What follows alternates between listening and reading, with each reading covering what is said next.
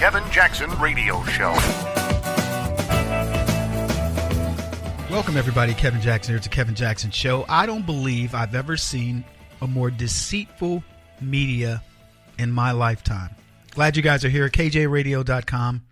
You can also call the show at 844-551-8255. I have watched this media, this leftist media industrial complex just go to town on the idea that Donald Trump is a racist.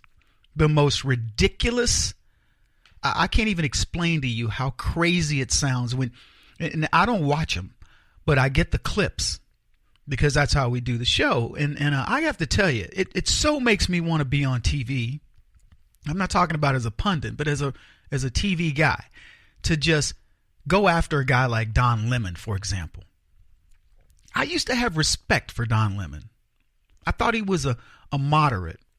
But I will tell you, I've watched this guy over the past year and a half, and he has truly just gone so far to the left. And it's a simple thing. I'll tell you why. He so depends now on the money and the adulation that he's had to pander to the audience. When Don was a centrist, he got hate mail. But now that he goes after Trump, that he accuses Donald Trump of being a liar, well, people love him. They think he's wonderful. You got to watch Don Lemon. And I'm telling you, his audience is dwindling. I don't look at the numbers. I'm just making observational predictions. This guy's audience is dwindling, and he had to shift the other direction. And I'm going to tell you something. That means he lost his soul. I'm watching these guys. You don't understand the meaning of racism. If you don't understand racism, then you're racist and this, that, and the other. It's like I was talking the other day about you're transphobic if you don't believe in dating a transgender person. No, you're not. It means you're normal. It means that you believe that as a man or a woman, if you're a woman and your girlfriend, your boyfriend used to be a girl, I don't consider you transphobic if you go, no, I want a biological male. But the left wants you to believe that you're something if you don't agree to this. How about I just be human and I just agree that that's not what I want? It would be like saying, I don't like fish. You're fish phobic. No, I just don't like fish. I don't want to eat it. I don't like the smell. I don't like the taste. I don't like the texture. Why is it that I have to be something if I don't like fish? I get it. You want to put a definition on it. That's fine. If you want to have a word to stick into Webster's, call it fish phobic, okay? But don't imply that it makes me some bad human being. If you want to say to me, Kevin, you're transphobic, that is the definition of somebody who doesn't want to date a transsexual. Okay, I'll take the definition. I'm happy about it. I'm cool with that. But if you want to make it sound like you're a bad person because you don't want to date a transgender person, no, I don't accept that. I have my preferences and I'm sticking with them. Now, just for the record, there are many people that have said, my aunt, I'll give you a perfect example. Now, this is not a good statement, but my aunt said, I don't want any of my children marrying outside of their race. Now, this is a black woman. My aunt, racist, doesn't want her kids marrying outside of her race, out of their race. Okay? Fast forward 10 years. 2 of her kids married outside of their race. And you know what she did? She accepted it. Yeah, it was a racist comment in the sense that, but you could say that, right? No, it was a preference. I prefer my kids marry inside of their race. What happened? 2 of her kids married outside of her race. Did she ostracize them? Did she kick them to the curb? Did she not talk to them? No. She embraced them. The daughters-in-laws that she currently has, she loves with all her heart. So what exactly are we, that the statement, when you hear it, it's like, oh. Look, folks, what's happening to us is people are lying to us. The leftist media wants you to believe in this boogeyman of the lexicon, that if Donald Trump says that these countries, and he picks out some countries are bad, he's got to be a racist. We're going to delve into that more today by just talking about it from the standpoint of trust. The media has lost our trust. The political institution has lost our trust. And they think they're going to get it back by making us feel stupid. You elected a racist. No, I would say to you, Don Lemon, and to the other leftists, you elected a racist. You elected a man who used black people to get elected and then completely abandoned them. Look at the numbers. Don't believe me. Go look at the numbers. And a guy who has improved the lot of blacks in less than a year, more so than Barack Obama. And what do? They tell you he's the one not to be trusted. He's a racist. Look at what he says. Look at this, that, and the other. Forget what he did. And sadly, the people like Don Lemon, I can't go on this show because I would absolutely destroy this man's career. But I listen to what they say, all these pundits, and I'm telling you, I'm convinced that at some point I'm going to be on TV to essentially change the narrative. I don't like that we don't have somebody fighting harder for us against this nonsense. I didn't watch it, but I saw a clip of Trevor Noah. I don't even remember what the clip was about, but it was some, funny take on Trump being a racist yet again. Wow, surprise, surprise. Look, what's funny about this to me, most funny, is that it's not going to work. I don't care. The left can talk about racism until they're blue in the face. They can call Donald Trump the worst guy on the planet. It is not going to work. I'm giving you a freebie. No charge. Just understand you're not going to make Donald Trump into a racist, no matter what he says. And unless Donald Trump comes out and says, I hate Negroes and I hate everything they stand for, you're not going to make him a racist, because he isn't, number one. He'd never say it. And they have to understand that we are smarter than they think we are. See, I find it insulting that guys like Lemon and others that are these TV guys want to try to convince me, Kevin, your truth, the things that you see as truth are not. They're lies. No, Don, yours are lies. And that's why they always backfire. If you ever wonder why is the left, they always think they're winning. They're losing. Trust me, they are, folks. Anyway, we got a lot to talk about today. I'm glad you're with me. Kevin Jackson Show. Coming back. This is the Kevin Jackson Radio Show. Do you owe back taxes to the IRS or state? The secret to avoiding the IRS nightmare is to seek professional representation. My friends at Security Tax Associates provide the most cost-effective and ethical representation in the industry while helping to avoid seizures, levies, and wage garnishments. Security Tax Associates is here to ensure that the appropriate steps are taken to permanently eliminate any possibility of future tax burdens once and for all. For a free, no-obligation consultation, contact Security Tax Associates, 844-779-4177. That's 844-779-4177. 844-779-4177. Or visit them at securitytaxassociates.com.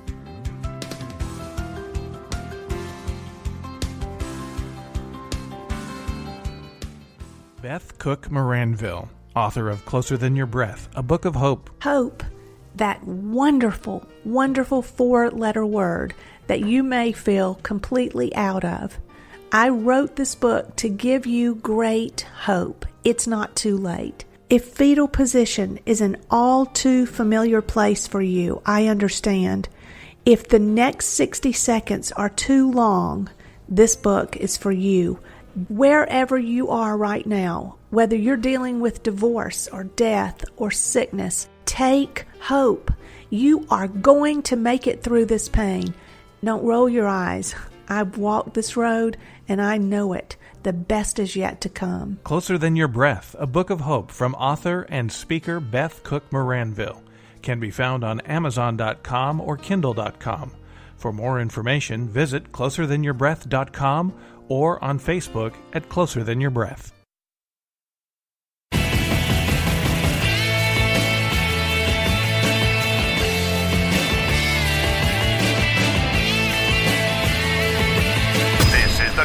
Jackson Radio Show.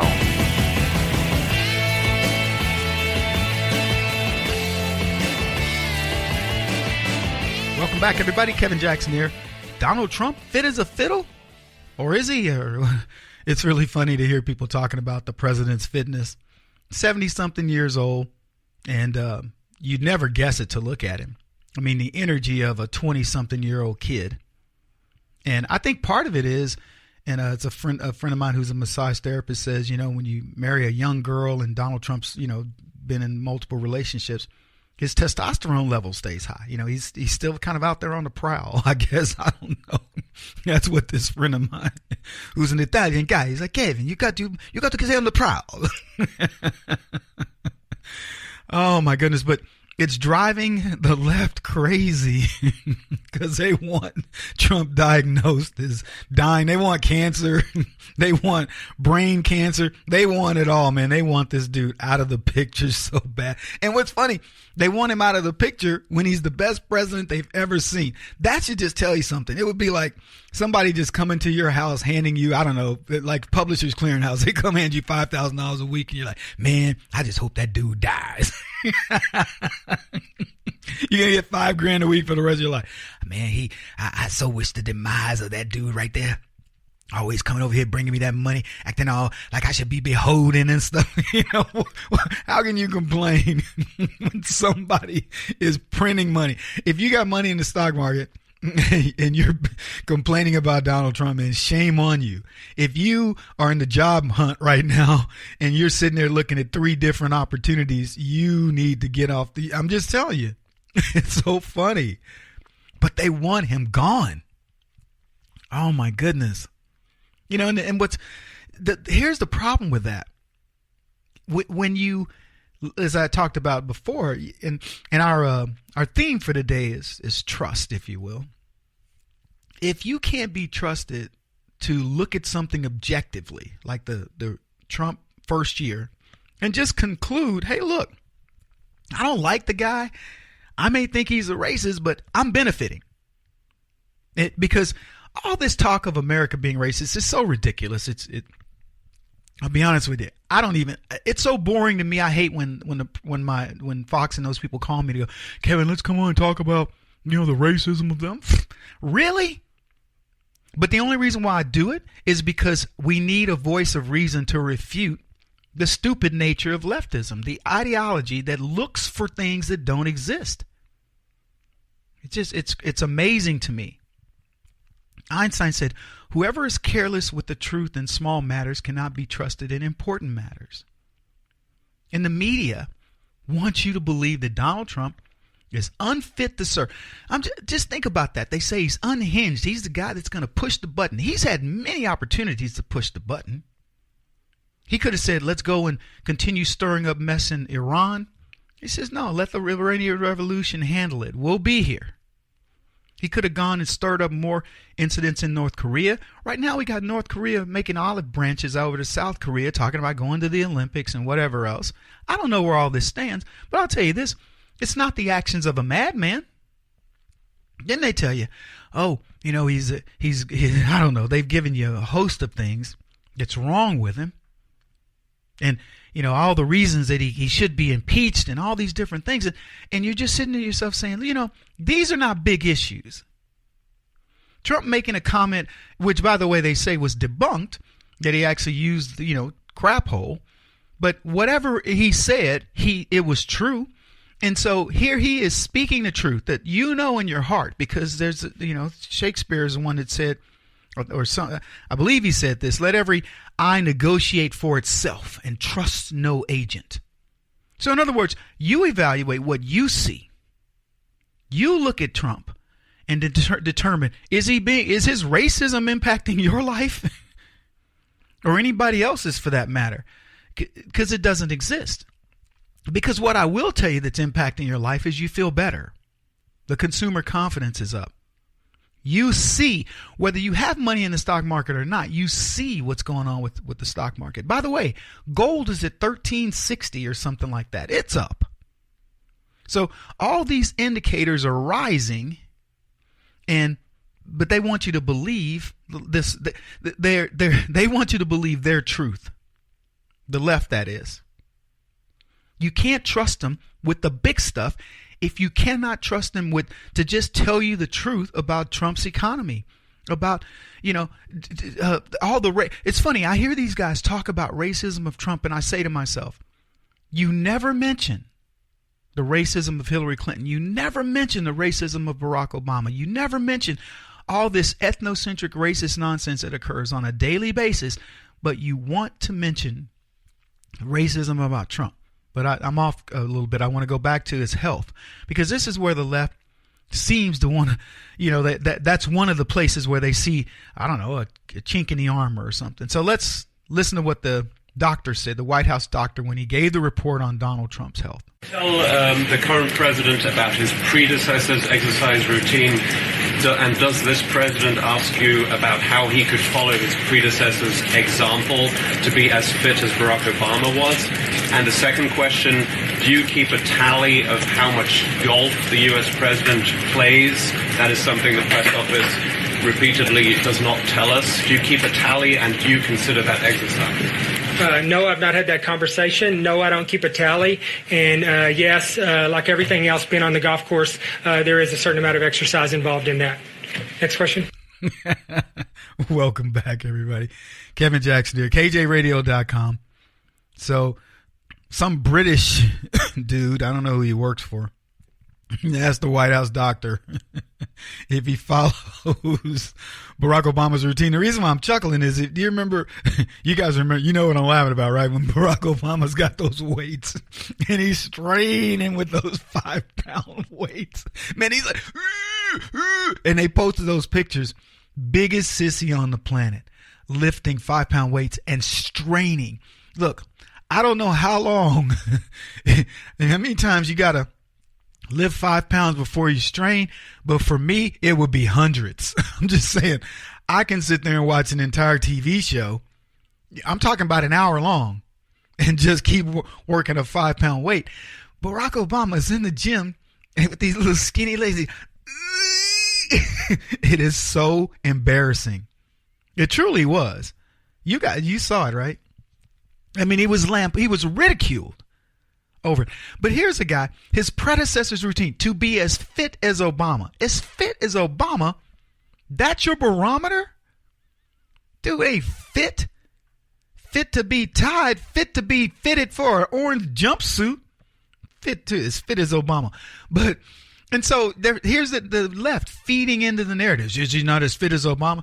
I'd say no, because he spends more time actually doing things that are productive and, doing things that are better, that are improving the nation. So he doesn't have time for that nonsense. He's on the 8-year plan for the presidency, and then that's it. And I don't know.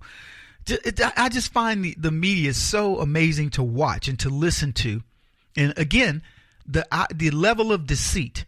Bringing up Obama as if that's like a compare, well, he's obviously not as fit as Obama. How could he possibly govern?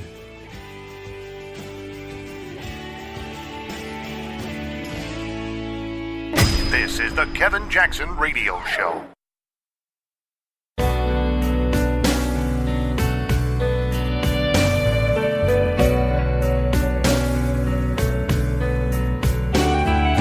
This is the Kevin Jackson Radio Show.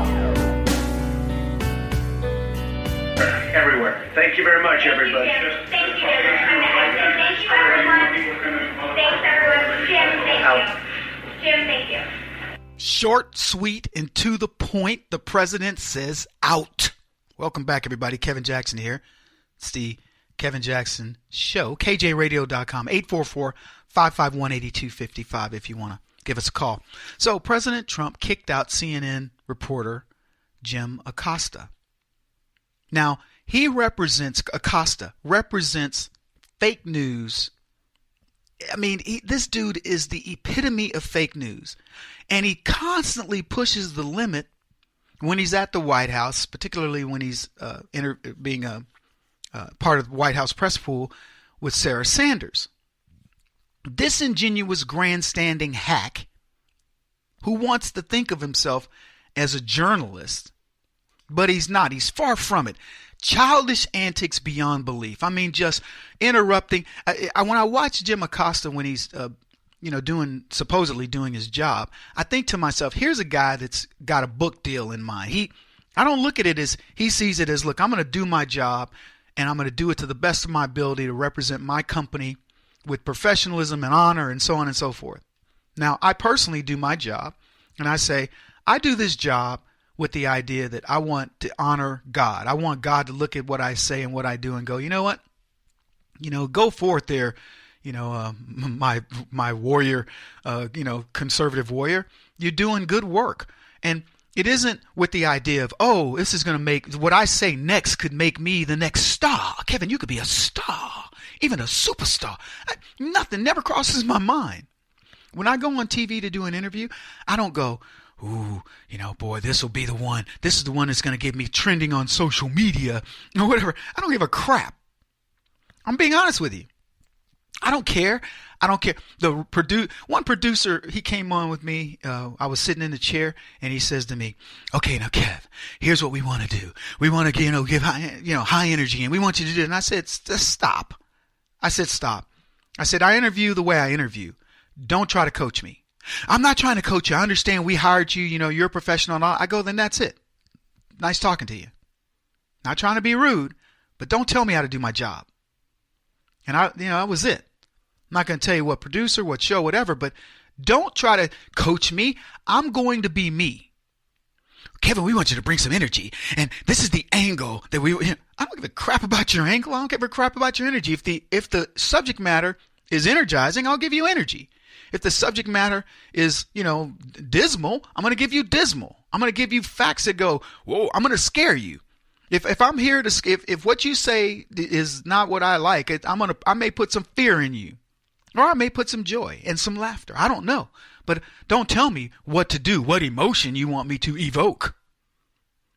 But see, when I watch Acosta, I see a conniving rat, a guy who is looking for any way to feather his nest. And look, I'm not mad at people that see careers in that way. I'm not going to be mad at you. I just say, why can't you still be genuine? And because look, we'll play clips of these people. You're going to hear stuff today that you go, how do you defend that? He can't possibly believe that because it isn't believable. Disingenuous grandstanding, that's what I called it.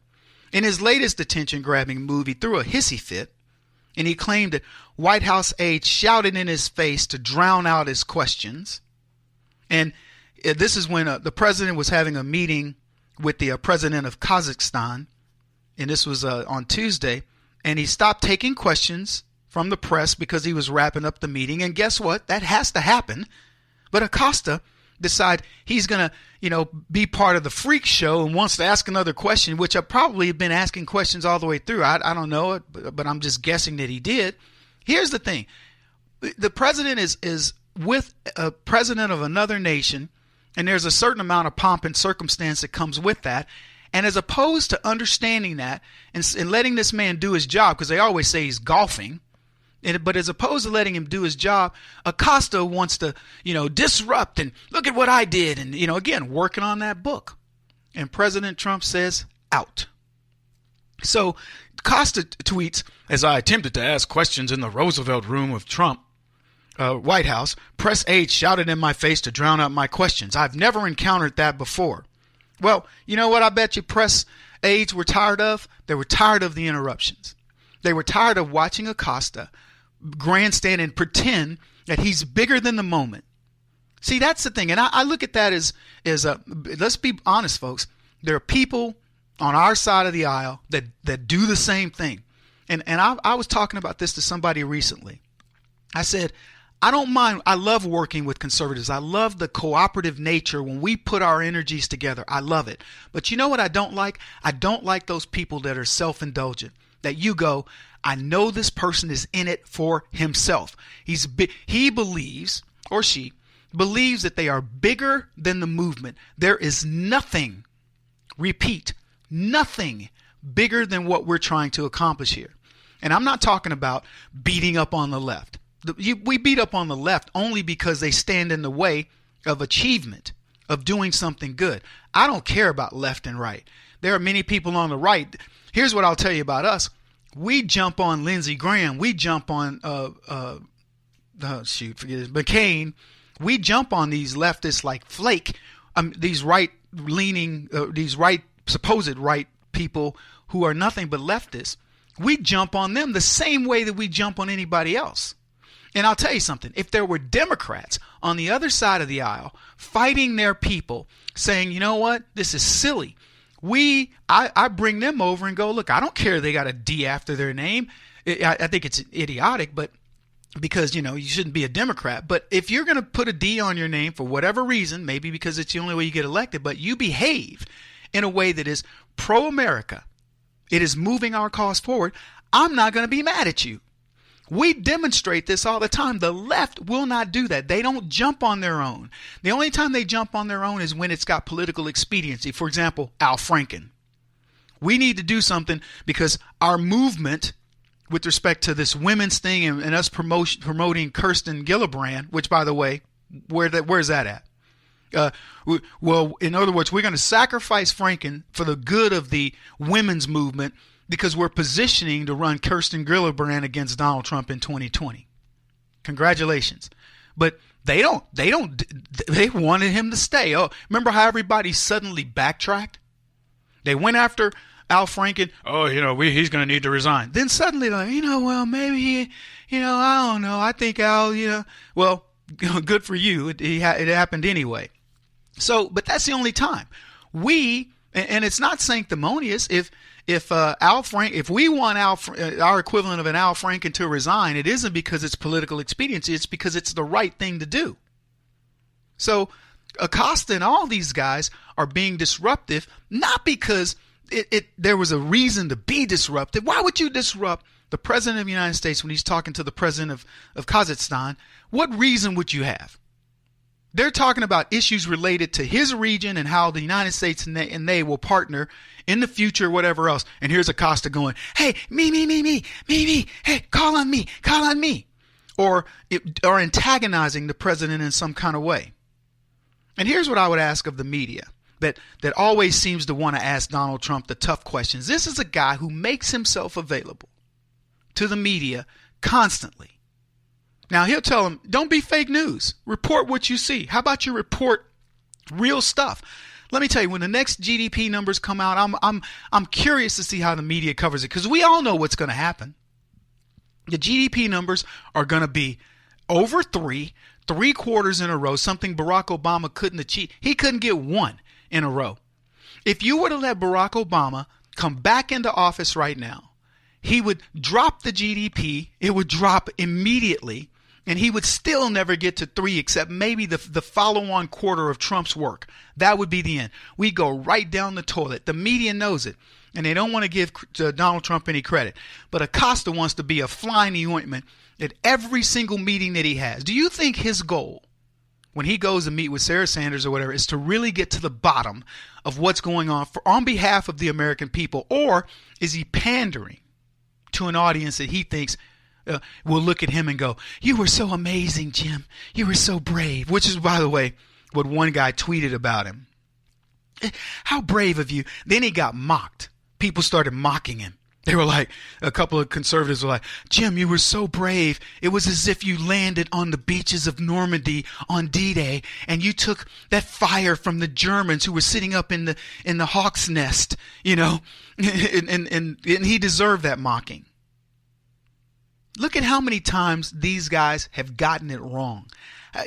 For Acosta to go and challenge the president on anything when they've gotten it wrong, report after report, correction after correction, debunked story after debunked story.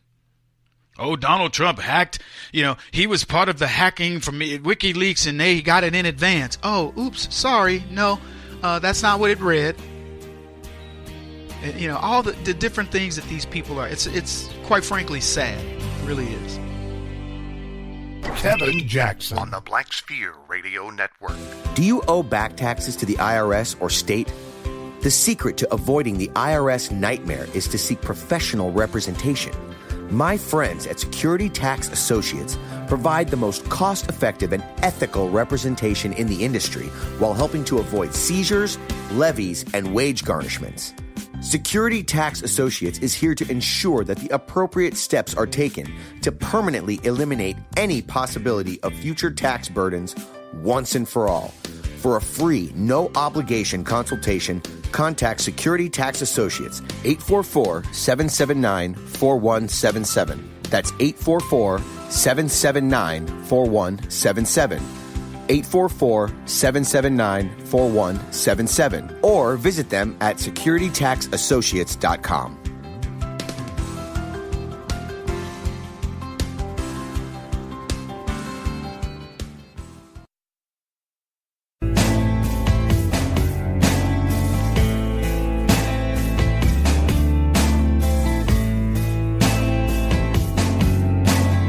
Putting an end to identity politics. This is the Kevin Jackson Radio Show.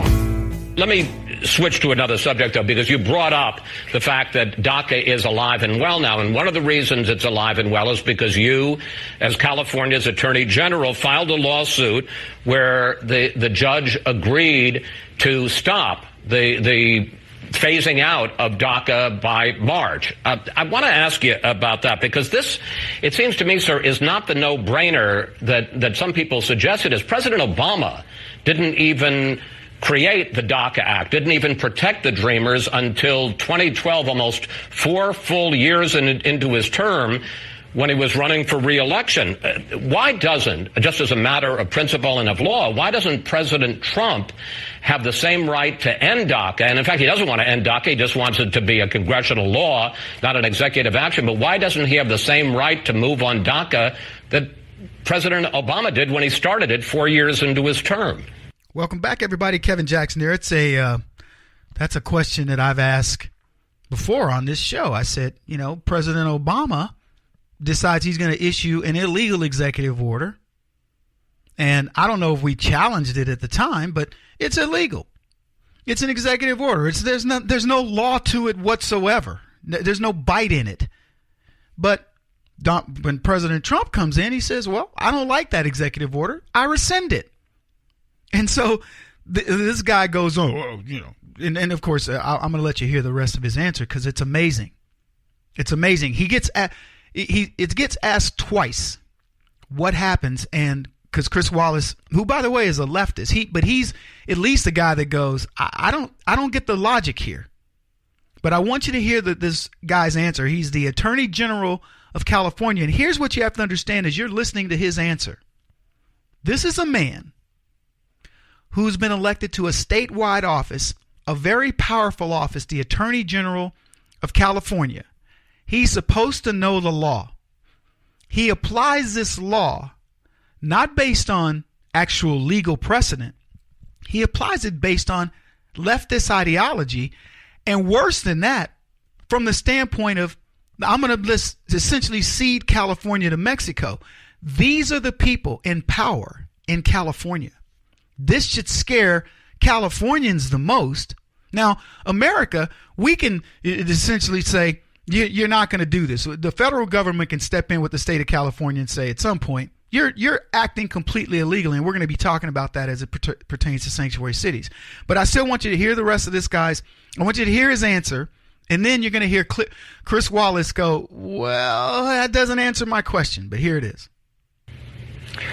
Chris, because no person in this country, even the president, is above the law. And if he wants to take an action, he must do it according to the law. And as the judge held in this case, the president and his administration acted arbitrarily and capriciously. And so that's why we've been able to have several victories. It's kind of poetic that the son of immigrants is the person wielding the legal slingshot against the Trump administration's attacks on our constitutional civil rights.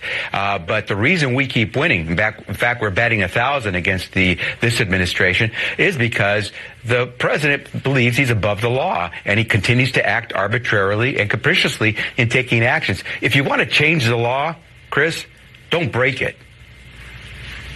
Well, I'm not sure I understand how he's breaking it. He was saying this was an executive order taken by the president. It wasn't even a law. And here you had Donald Trump saying, I'm rescinding that executive order, giving 6 months to do so. Why is that breaking a law?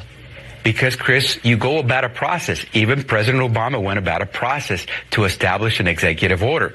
You go about a process. Remember, you have a whole bunch of people in this country. When our government takes actions, they start to rely on the representations of our government to their detriment. And so whether it's the consumer who decides to get health care or the consumer who decides to go send his kids to a particular college, it's based on certain representations oftentimes that the government says we'll be there in this respect on health care or on education or on immigration.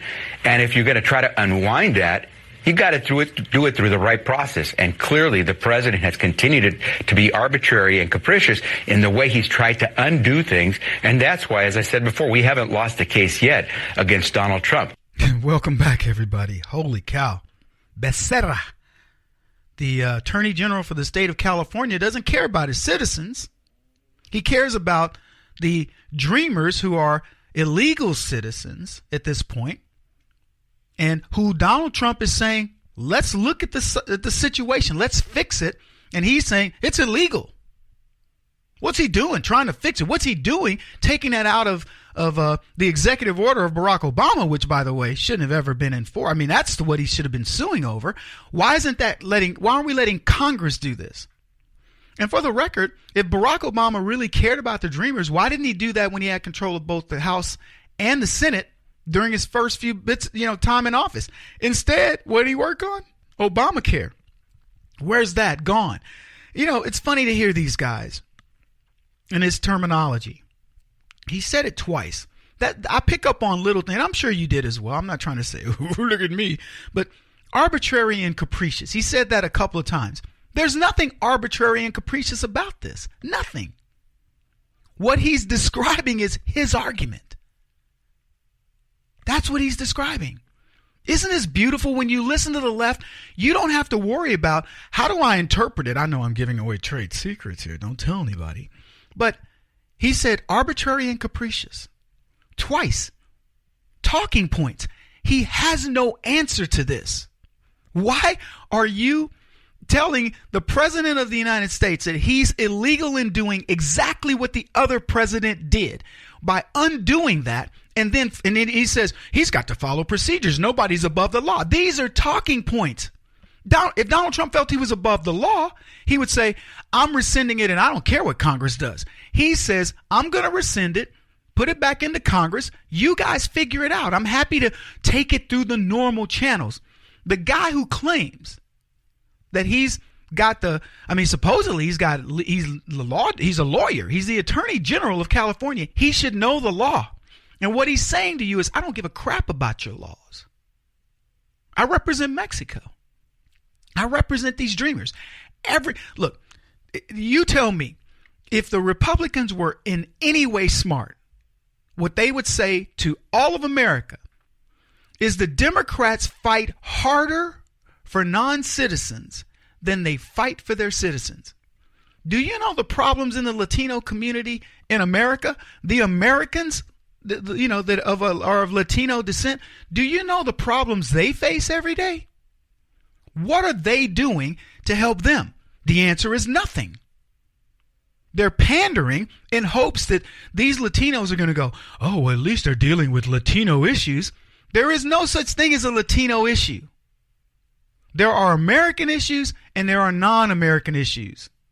American and foreign. That's it. This is not a Latino issue, immigration. If the Republicans are smart, they will say, you can make this anything you want. This is not a Latino issue. It just happens that we border with Mexico. And that's our biggest problem because we border with Canada, and that's not a big problem. We don't have an influx of Canadians. Why? Maybe because they have a little better economy. But we're willing to help you build your economy. Have we not helped you enough with a $58 billion trade deficit? By putting the Maquila Dores account, the border manufacturing right across and having us have, in this case, at least free trade for the time being. We put $58 billion a year into your economy. You can't do something with that? What more do you want us to do? I look at it as when you're stealing people's people, I mean, it's tantamount to slavery. It really is. Hey, I tell you what, Mexico, send over everybody willing to travel 2,000 miles by foot. These are people that, I mean, for all intents and purposes, they're pretty doggone motivated. Now, the problem is the motivation isn't to come here and work hard. The problem is the motivation to come here and get on our welfare system. That's why they need to get here legally, because we know if you get here legally, you're going to learn the language, you're going to learn our culture, you're going to learn our traditions, our customs, etc., and you have to become Americanized. That's the difference. And then he goes on, he brags, we haven't lost the case yet. Yeah, you haven't lost the case in the courts where your California district courts and the Ninth Circuit, because they're all stacked in the favor of every nonsensical thing you want to do. They're ideologically right in line with you in lockstep. But what about the Supreme Court? Did you lose the travel ban? Of course. Are you going to lose on DACA? Of course. In fact, Donald Trump's team said, we'll fix you. We're not even going to we're not going to appeal this ruling to the Ninth Circuit. We're going to appeal this ruling directly to the Supreme Court. And you know what the Supreme Court's going to do? They're going to vote probably 6-3 in favor of the president. Worst case scenario, it goes 5-4. But DACA is over. Period. So what? You added some temporary legs. It's over soon. Trust me on that. He won't stop until he's the top-rated radio talk show host in America. What kind of weird competitive freak are you? This is the Kevin Jackson Radio Show.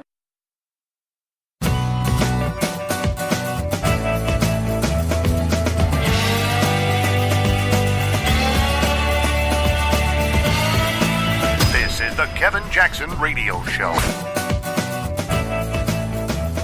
What's up, white privilege? I know who you are out there. I have my suspicions, you conservatives. Look, there are black people listen to my show and write to me and tell me, Kev, I'm so glad to know you're out there. Man, it's like these men on islands out there, men and women on islands going, Kevin, I didn't realize you exist, And I'm glad to get their mail and let them know, no, we exist, and we exist. There are people around them that are there. They just have the guts. There are these individuals out there like me that have the guts, are willing to stand alone and say, I don't care. And there are a bunch of people ready to follow them. You know what they're waiting on? They're waiting for that second person to join them to say, do you know this dude that got guts right here? And the next thing you know, Donald Trump has double the amount of black support than he had before. Because you guys heard this, right? Donald Trump is polling at double than what he did with blacks in the past since his election. Despite all the nonsense going on about he's a racist, he's polling double. That's got to be the scariest thing for the left in a long time, because these clowns believe they're making headway, and they're not. Donald Trump is winning. White privilege. Look at your little pretty selves out there. Little fish belly white people listening to the Kevin Jackson Show. kjradio.com if you want to call us, 844-551-8255. So we're talking about the truth. And of course, the opposite, the ancillary of the truth, is the lie. So we're talking about the truth and the lie. And what the left is good at is obfuscating the truth, not telling you the truth. Sometimes they just blatantly lie. Other times they do worse than that. They give you a partial truth, which hides the lie. Yeah, that's what they do. And they know this. They're good at it. They excel at it. Stephen King had a saying about the truth. He says, fiction is the truth inside the lie. What a great way to think about that. And let me tell you, what a work of fiction. Everything the left presents to you. They present to you immigration's good for this economy, that Muslims are not terrorists. You can see it for yourself. It isn't like you got to go hunt for the idea that Muslims are terrorists. They are.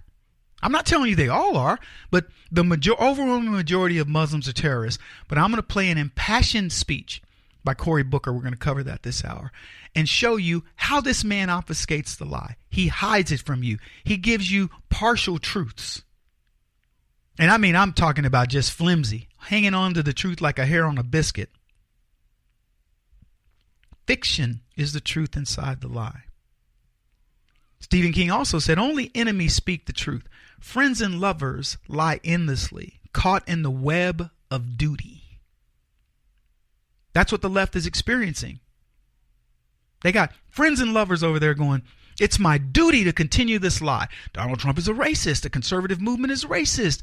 All these different things. White people are evil. They have privilege. Black people are being downtrodden. So are all other minorities. Women are being abused. And they got people around them going, yes, strong J, yay. Who, you go, girl, you go, girl. And it'll be billionaires. It'll be Oprah Winfrey going, yep, me too. Yeah, they all want you to believe this lie. The lie that America is oppressing women, keeping them down. I only make 79 cents of your dollar. And then they get people like Wahlberg who says, I'll give up my $1.5 million because I'm a draw in the movie because some chick got $1,000 scale, forgetting that $1,000 a day ain't too bad a living. I'm just telling you what's going on. We're going to give you the truth here, even if it hurts. If it hurts me, why not? I got no time to try to, make myself look good and, here's this or that. Look, this is nonsense. This is not about. If I weren't trying to come on this radio and give you what I believe is 100% truth, then I wouldn't do it. Why? Why bother? Leftists listening, I have there's no dog in the hunt for me to tell you something because I have an ideological bent towards it.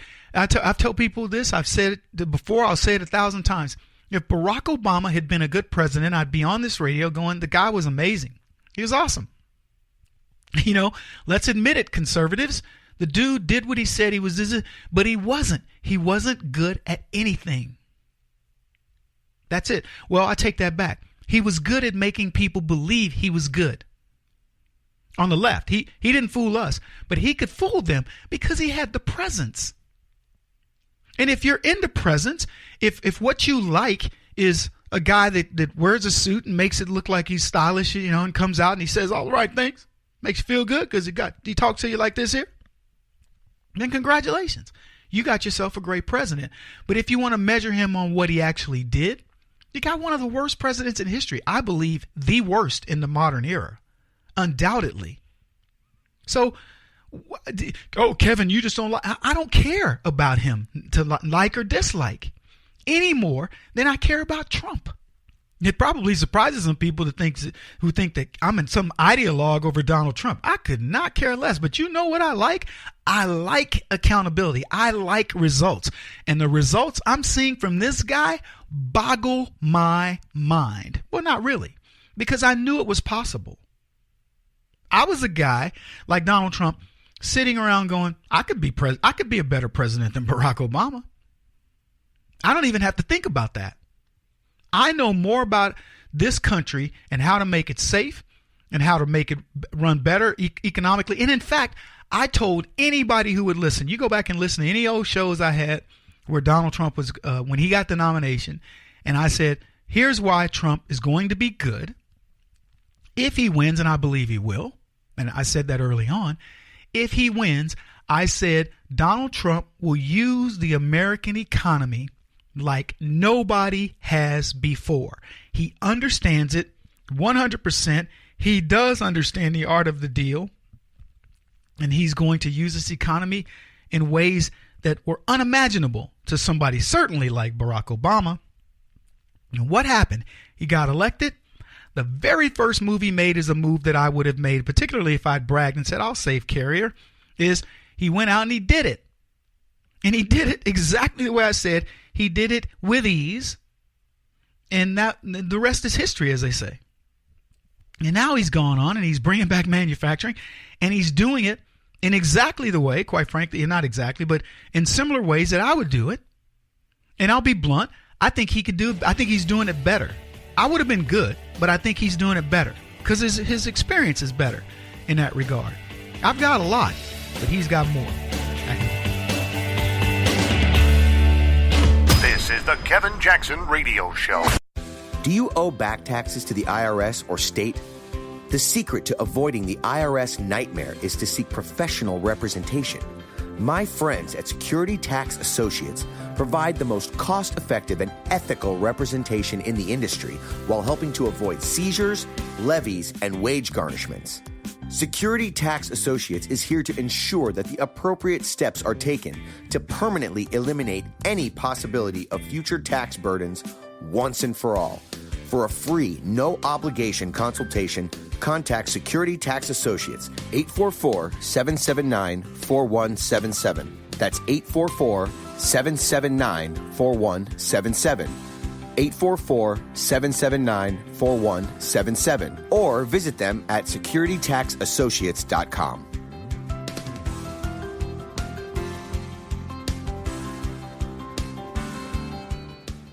Beth Cook Moranville, author of Closer Than Your Breath, a book of hope. Hope, that wonderful, wonderful 4-letter word that you may feel completely out of. I wrote this book to give you great hope. It's not too late. If fetal position is an all too familiar place for you, I understand. If the next 60 seconds are too long, this book is for you. Wherever you are right now, whether you're dealing with divorce or death or sickness, take hope. You are going to make it through this pain. Don't roll your eyes.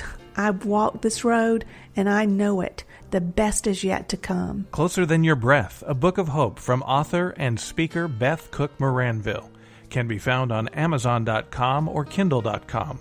For more information, visit closerthanyourBreath.com or on Facebook at Closer Than Your Breath.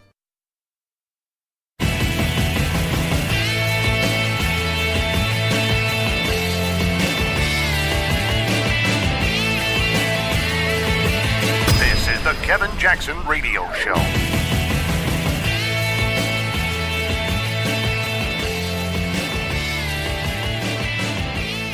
Welcome back, everybody. Kevin Jackson here. It's the Kevin Jackson Show.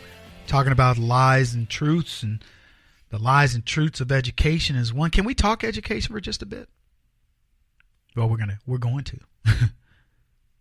We all have a favorite teacher, right?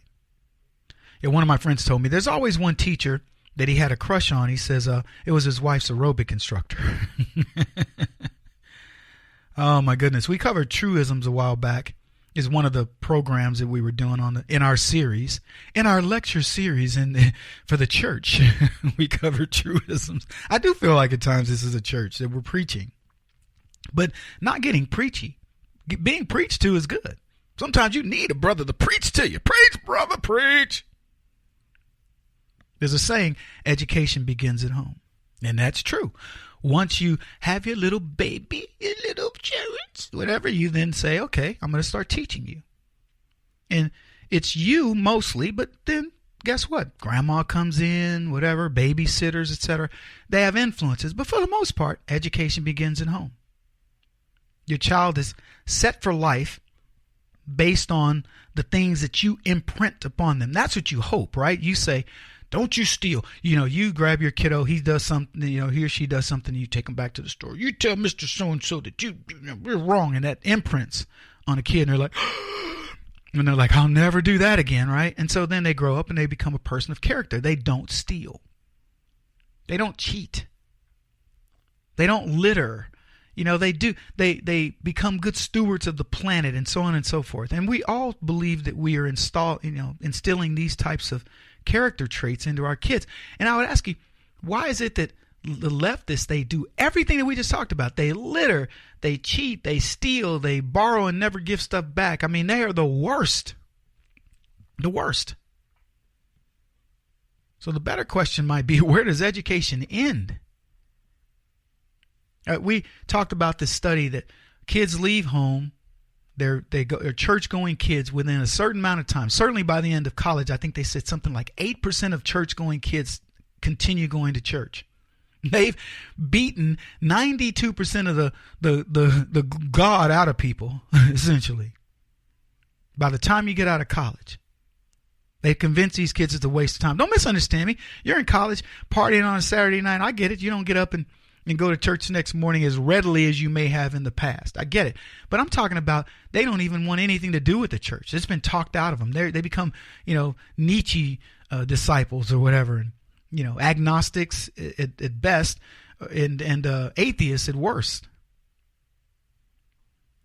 It's crazy. They leave you. They leave all your values, things that you've instilled in them from a little bit. I think it was one of the Germans that said, you give me a child of 6 years old, and by the time he or she is a man, I will have made them what I want them to be. You believe you've made your children what you want them to be. But does education begin at home? Because if it does, why aren't they imprinting on you for conservative values? We're supposed to be split in this country, conservative values, and I mean, you would think we'd have half of the kids in college that would at least believe what we believe. So what happens? They get imprinted on by other people, huh? Where does education end? Well, I can tell you, for conservatives, education ends for them when they leave home, because you're no longer the influence and you haven't imprinted. You know who's imprinted? Hollywood, entertainment, and all other kinds of factors. And then government takes over for reals, because government is indoctrinating them the whole time. You think, oh, I've been imprinting, but the government says, no, you send them to me for 8 hours a day, 8 hours a day, and then I'll send them back home to you. And you think, no, I'm the one imprinting. This here my juke joint. These here my kids. And then your kids come home and they're like, hey, Dad, Mom, there's an interesting concept about something that they were talking about in my school. And you're like, I hate that. What's going on with that? I don't like that curriculum and all that. But nothing changes. Do you change the textbooks? I played a clip the other day of what's being taught. LGBT history. It isn't even history. It's, well, so-and-so could have been gay because he, he never got married. Oh, you mean he was a lifelong bachelor playing the field, huh? Okay. No, he was gay. Maybe. I don't know. But let's print it that way. What are you doing? Are you really monitoring the curriculum? Are you really involved to the point that in the old days where we did get imprinted, when your parents told you something, it was imprinted because you didn't have the influence of TV and the internet and all the debauchery that's thrown into your life every single day, day in and day out. And you think you as a parent control what your kid sees on that big encyclopedia that's on their phone, that World Wide Web that's got more information on it than the collective stuff, the collective everything of man is held in their hands. We are immensely more educated than our loincloth progeny, but are we really more intelligent? Look at the preconceived notion of the leftists. Blacks, they say, are too stupid to get ID to vote. They then work backwards. The left dumbed down blacks by allowing us to get lower grades to get into better schools. So we get to see just how stupid we are at the best universities. And ultimately, we either drop out or they allow us to skate by. Yeah, they go, oh, look, Mr. Black Kiddo, Mr. Colored Fella, you graduated from Harvard. Why don't you go out there and be president and be the worst one ever? And people go, oh, well, he went to Harvard. And all this begins with these stellar failure factories in black neighborhoods that we wrongly call schools. Because last time I checked, schools educate. Black schools don't educate, they indoctrinate. It is merely a stopping point for a lot of these kids going to prison or in the menial jobs where they have no contribution. They don't challenge these kids to really find out the inner beauty of whatever it is that they want, whatever it is that they can create, what they can do. There's a saying, if you think education is expensive, try ignorance. Well, you're witnessing it every single day when you watch people like these congressional black circus clowns, Maxine Waters and others, who say, I'm not going to go to the State of the Union of Donald Trump because he's a racist. And you watch guys like Don Lemon go, he called African countries crap holes and he's a racist and I'm just not going to cut blah, blah, blah. And all of them are disingenuous to their rotten cores. And they fraud. They want to get blacks frothing at the mouth. Man, I got to admit, that's a racist thing to say right there. And everybody's chiming in. Why? They're going to go help Africa?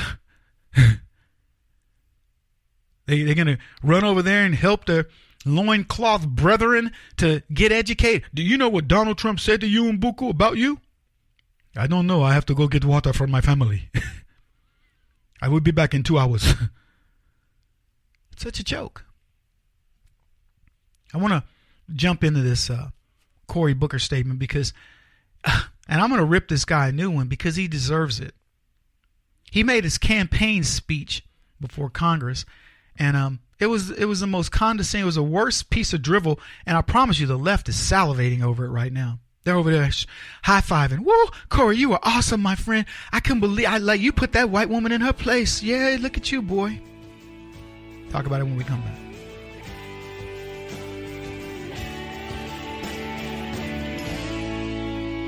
This is the Kevin Jackson Radio Show.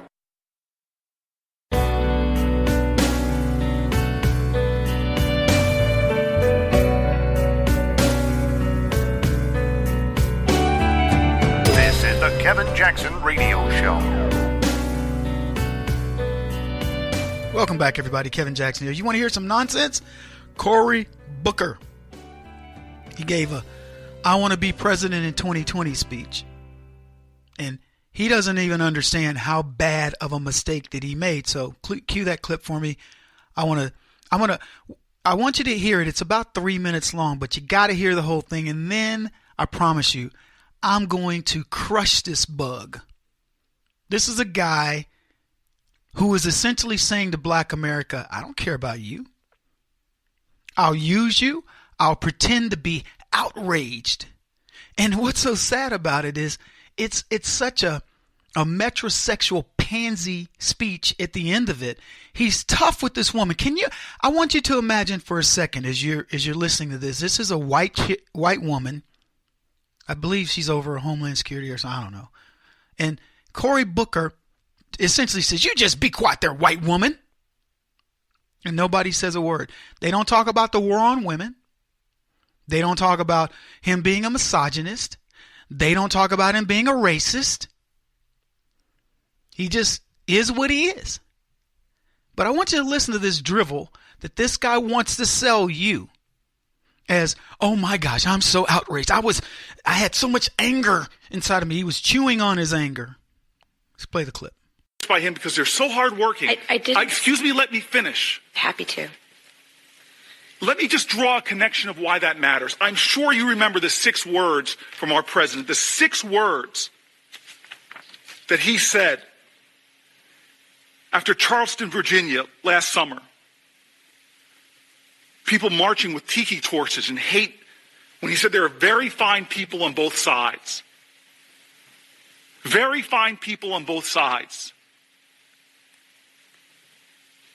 When the commander-in-chief speaks or refuses to speak, those words just don't dissipate like mist in the air. They fester. They become poison. They give license to bigotry and hate in our country. I stopped it there just to, originally I was going to play the whole thing. Let me stop it because I want to parse this. He wants you to believe that Donald Trump sided with white supremacists anymore, but he doesn't say, oh, well, he also sided with Black Lives Matter.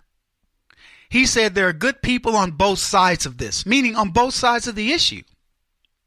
There are people that don't want Muslims, do want Muslims, or whatever.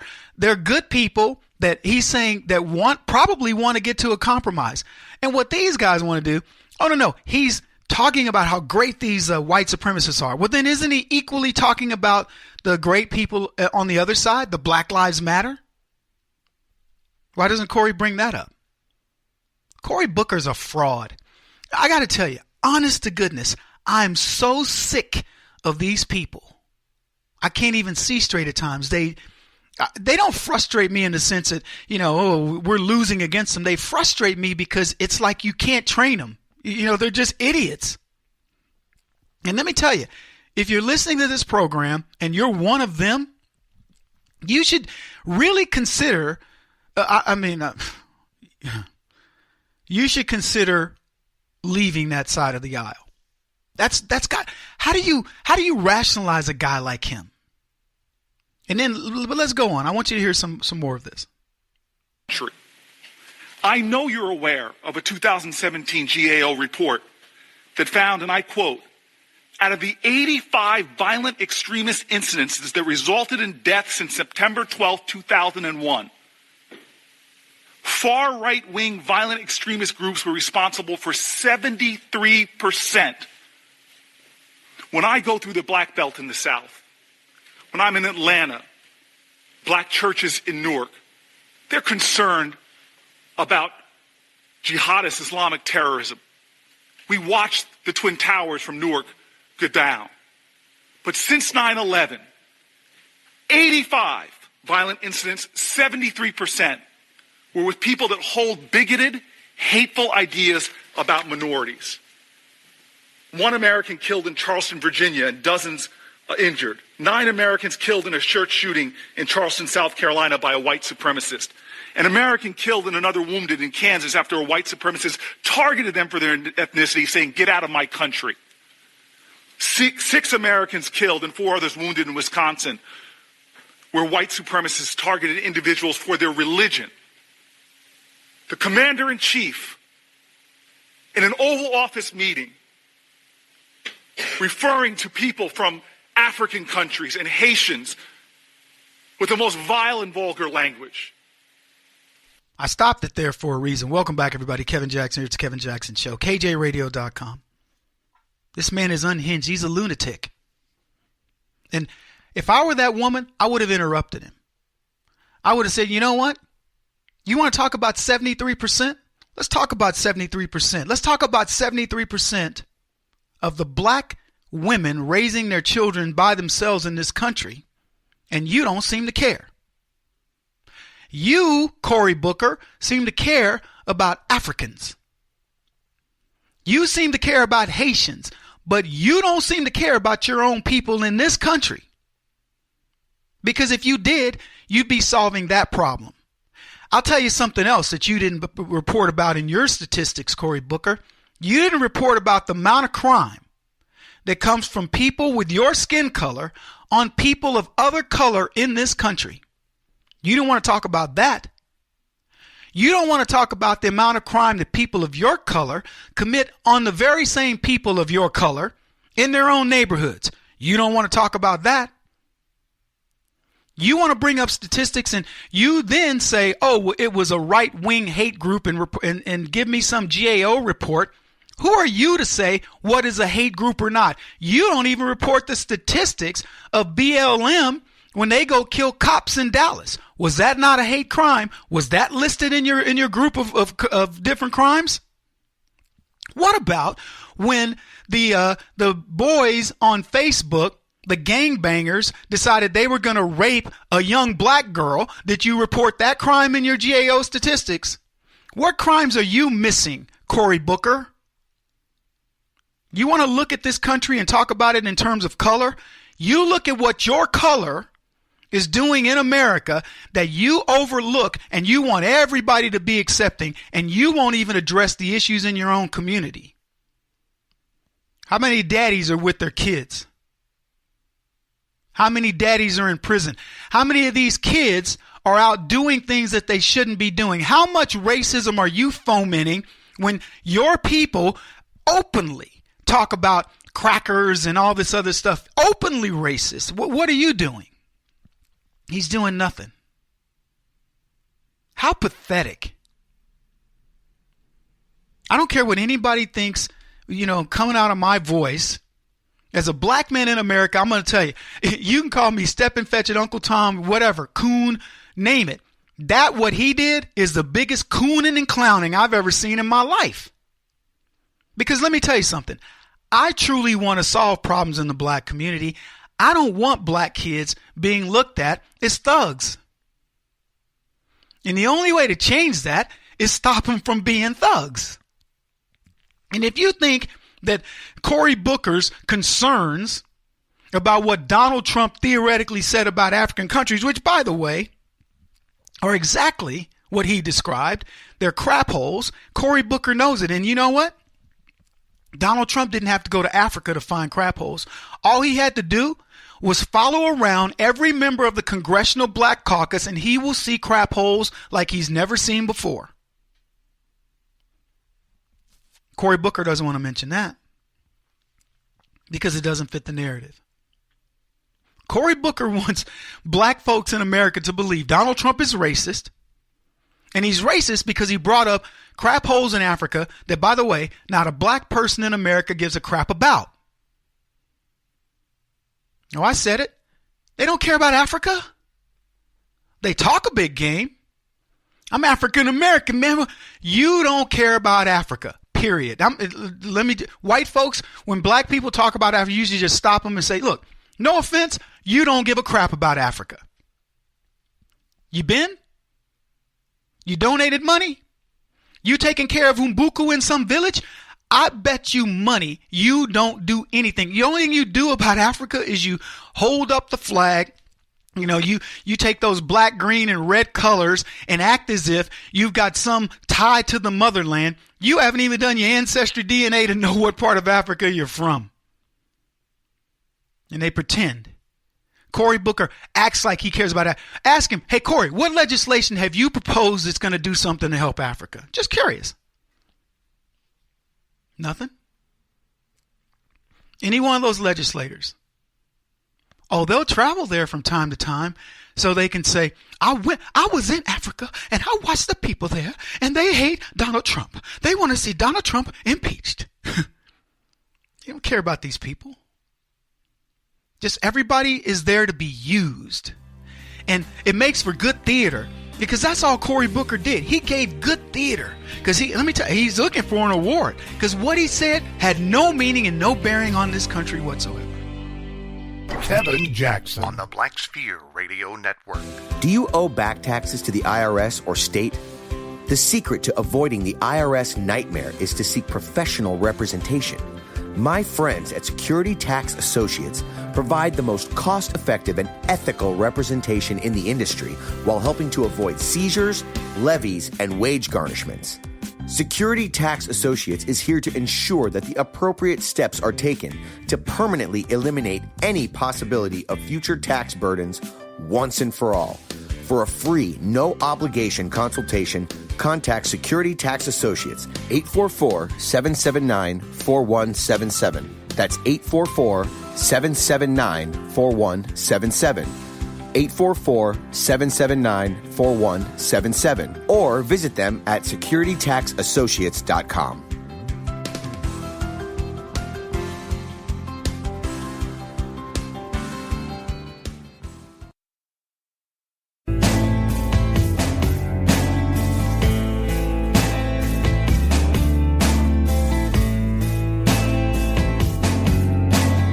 Putting an end to identity politics. This is the Kevin Jackson Radio Show. Cory Booker's a big old baby. That's what he is. Welcome back, everybody. Kevin Jackson. It's the Kevin Jackson Show. Big old metrosexual pansy. I cried. It gave me tears. Whatever. Lying scumbag. He doesn't care. Cory Booker doesn't care about Africans. He doesn't care about, finger quotes, African Americans. He cares about votes. He cares about staying in power. He cares about setting himself up to run against Trump. Bring it, Cory Booker. Make Kamala Harris your VP. Or better yet, Oprah or Michelle Obama or whomever. You're going to get your butts kicked in 2018. And you want to know why, leftists, you're going to get your butts kicked? I know the majority of my audience is conservatives. But leftists are listening. And if they're not, you need to tell them. They're going to get their butts kicked in 2018 because they are disingenuous ideologues. They don't care about people. They care about whatever their idea is. They must win at all costs. It doesn't matter if their idea is the destruction of their families, if it's the destruction of their communities, if it's the destruction of this country. They don't care. And I just gave you the secret decoder ring. Because let me tell you what leftists do. They destroy families. That's the first thing they do. And once they destroy the family, they destroy their culture, which is exactly what black folks have done. Leftists have destroyed the black family, ergo, the black culture. They want black people to believe we're all united, fighting together for the cause, against evil. The most evil man to black people in decades just left the White House. They don't see it. the guy who's helped blacks the most in decades, just entered the White House, and he's proven it. They don't see it because they've been taught bizarro world opposite. Bad is good, good is bad. But they pretend that they care about black folks.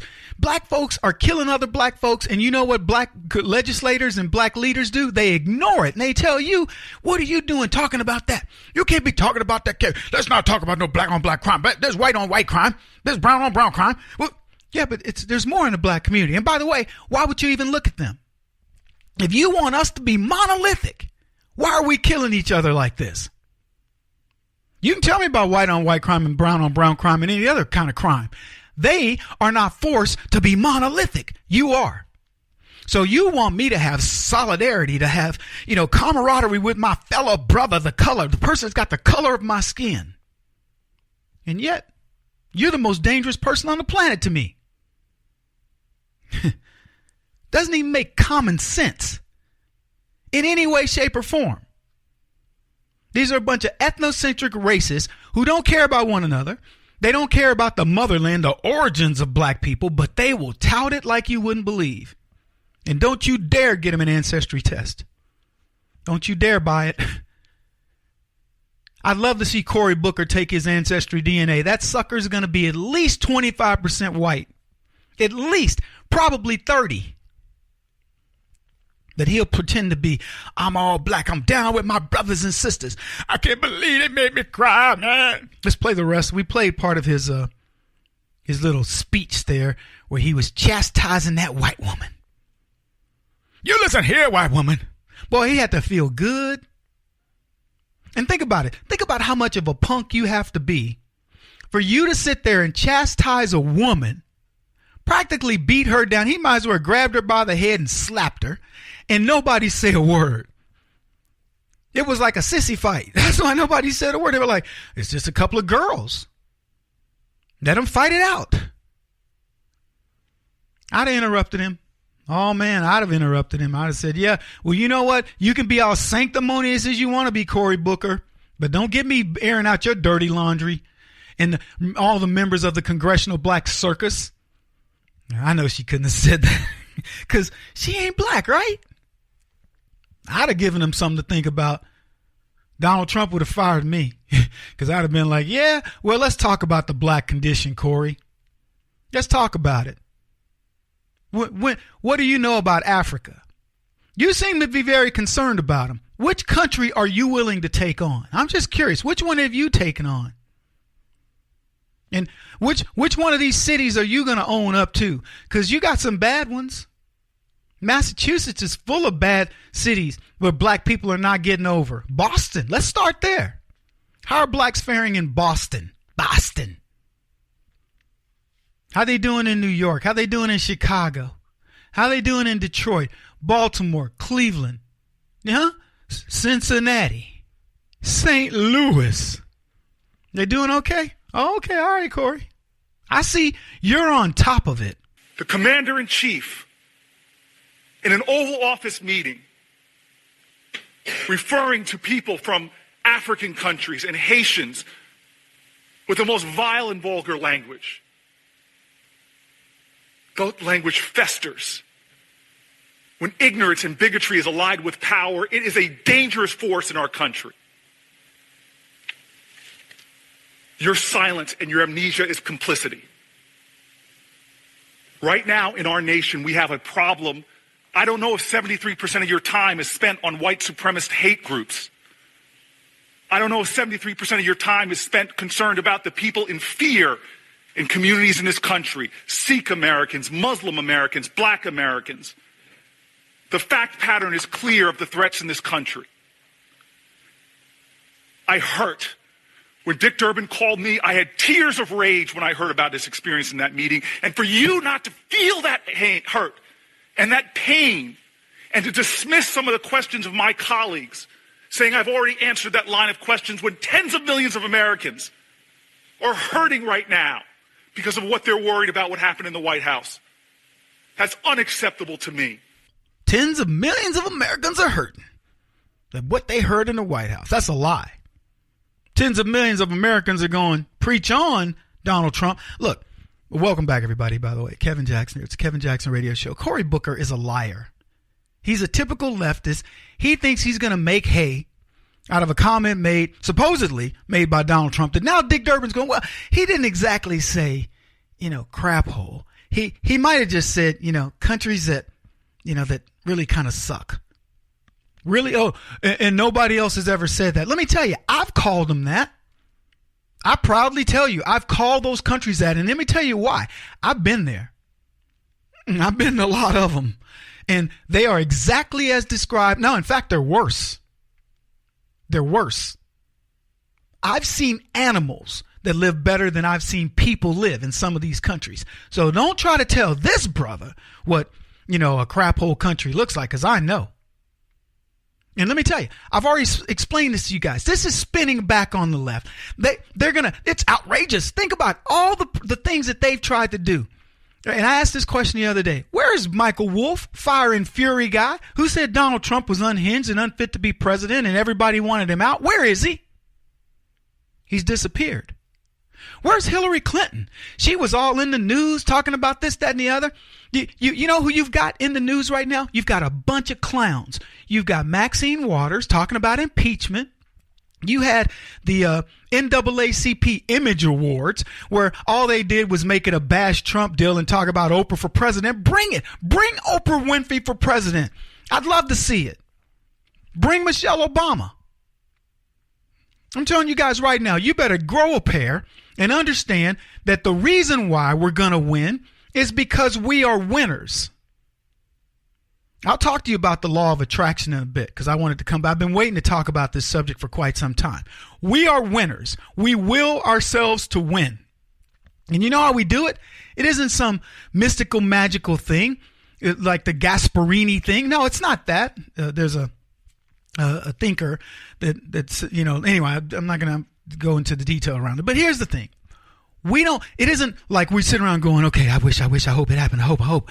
We have made it happen because what we've done is allowed the left to have nirvana. They got nirvana. They got it all. They had their black president who is presidential. They had their Congress. They had their Senate. They have their media. They had their all the systems in place to keep black people down, to keep people down that they didn't want, to keep the minions doing exactly what they wanted to do. They had a crooked of government that they were happy to continue to keep it. They made it more crooked. But Barack Obama made the government more crooked. I mean, by geometric measures, more crooked than any administration. They had it all. And they still couldn't stop you. You want to know why? Because you methodically, just election and election, issue by issue, have showcased their lunacy. And now you got Cory Booker talking about 10 million Americans are hurting over Donald Trump calling these countries what they are. That is a lie. Let him live the lie. Let him have it. Let Cory Booker believe that he's making a difference, that his speech, because he's going to go back and go, it was such a powerful speech, Senator Booker. You're amazing. He won't stop until he's the top-rated radio talk show host in America. What kind of weird competitive freak are you? This is the Kevin Jackson Radio Show.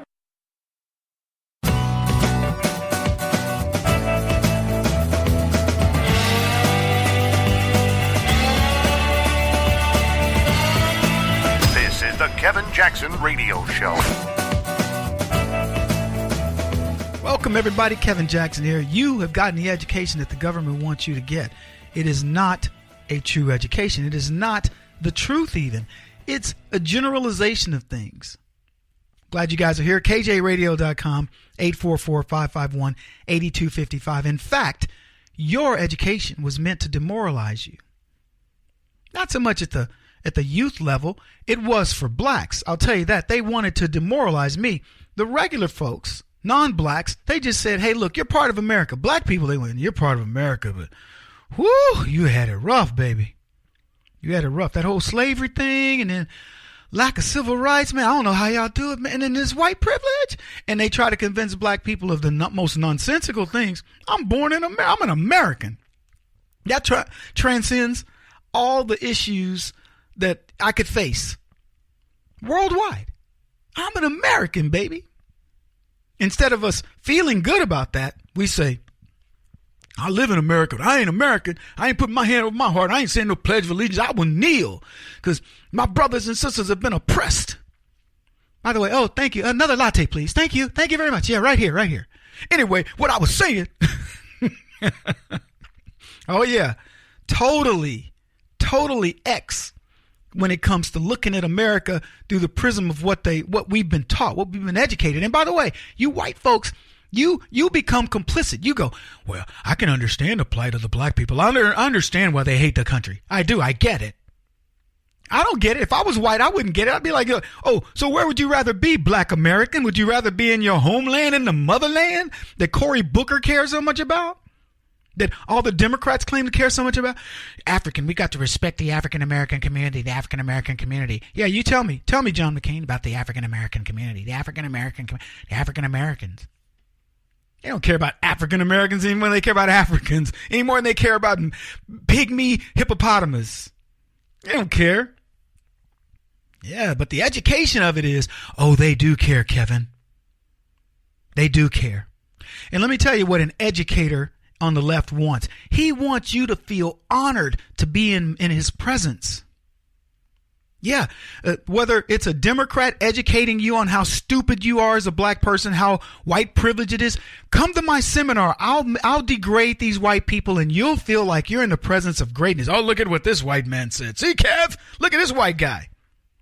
They hold him up as like a little puppets. Look at him. Look at what he said. I have a right to feel oppressed, brother. Yeah. Oh, thanks, valet, for getting my car. Yeah, see, every generation of educators has been proven wrong. Oh, the world is flat. The sun revolves around the earth. There was a time when doctors practiced bloodletting as a cure for freaking bubonic plague and a bunch of other crap. They just drain your blood. Here, let me take enough blood. That'll do it. Pluto, is it a planet or isn't it a planet? They don't even know. Is coffee good for you? I don't know. Maybe, maybe not. Edison, he invented the light bulb, right? You believe that, right? That's what they told you. That's what you were taught. Edison didn't invent no stupid light bulb. Heinrich Goebel invented the light bulb. Yeah, Edison bought the incandescent bulb patent from Goebel's wife, I believe it was. But we're taught that. Edison couldn't get it to work. I know you think you're smart. You've been educated.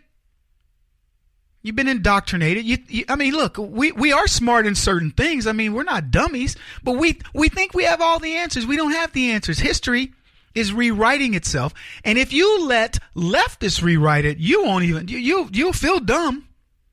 You'll feel dumb. You'll feel little.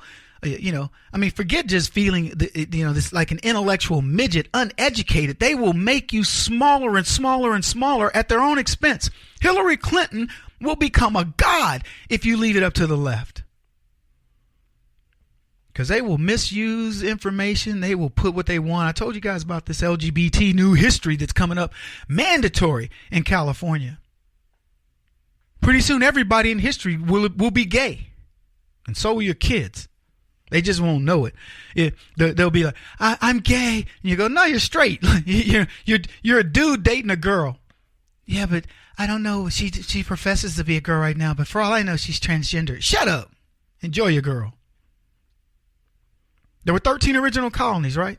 The American flag, it's got 13 stripes. Representative of the 13 original colonies, but the problem is there's only 12. See, Delaware was never a separate colony. Delaware remained part of Pennsylvania until the Revolutionary War. Before that, the Phantom Colony switched between Pennsylvania and Maryland. But we're taught about the 13 colonies. Now, it's not a big deal. Maybe somebody thought 13 was a lucky number as opposed to an unlucky number. Who knows? Maybe it made the flag look better. Betsy. But there were 12 colonies. But what about the ones that do impact you? What about the history that's being remade? What about the history that's being written right now about Barack Obama lying? Worst president in history. You think history's going to tell you that? You think, what's going to go down about him? Do you still trust history? You get what I'm saying? These morons in education brag about how they're not going to educate your kids. And in fact, they don't even hide it. They don't educate the kids. Look at any school's scores, inner city school. Look at their scores and tell me they're educating the kids. They're not. Then, when they're not doing it, we need to get our scores up. If we had a little bit more money, we'd get our scores up. You give them more money, the scores don't change. So then they go, well, you know what? In order to get the next round of money, we're going to have to cheat. So they do. They openly cheat. I talked about Baloo High School. We graduate our black kids 100%. And then 100% of them go to college. Yeah, but why isn't only 12% of them read at grade level? And why is it that this college, and I'm using my finger quotes they get into, only is supposed to enroll 300 and they only got 12 enrolled?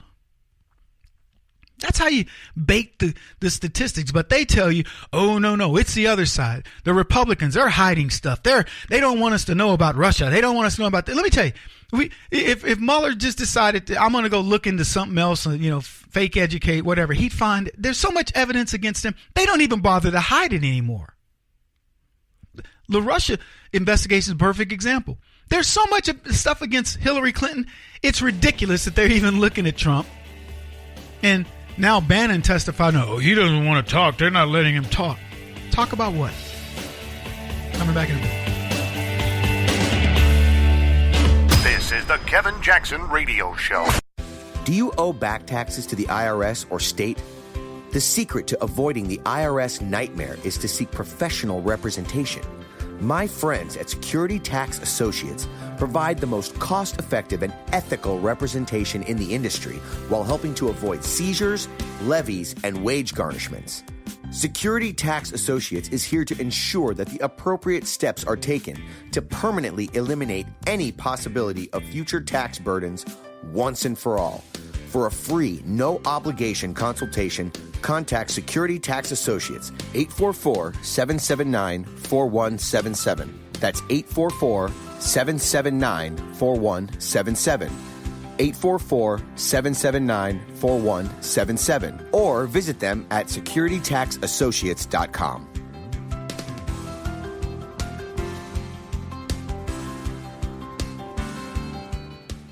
Beth Cook Moranville, author of Closer Than Your Breath, a book of hope. Hope, that wonderful, wonderful 4-letter word that you may feel completely out of. I wrote this book to give you great hope. It's not too late. If fetal position is an all too familiar place for you, I understand. If the next 60 seconds are too long, this book is for you. Wherever you are right now, whether you're dealing with divorce or death or sickness, take hope. You are going to make it through this pain.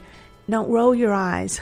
I've walked this road and I know it. The best is yet to come. Closer Than Your Breath, a book of hope from author and speaker Beth Cook Moranville, can be found on Amazon.com or Kindle.com. For more information, visit closerthanyourBreath.com or on Facebook at Closer Than Your Breath.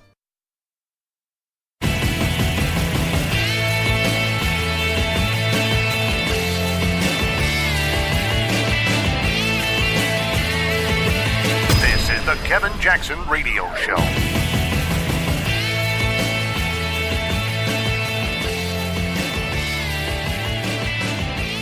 What do you make of the president? I didn't know you were going to say this, but we all know that he said he wanted those kids executed in that Wilding incident, where they turned out they weren't the guilty parties. They did not They did not rape that young woman who was jogging that day. It was clear and chemically proven they were not guilty.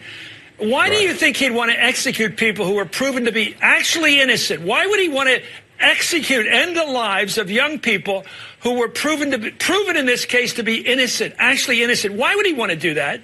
Welcome back, everybody. That was Chris Matthews.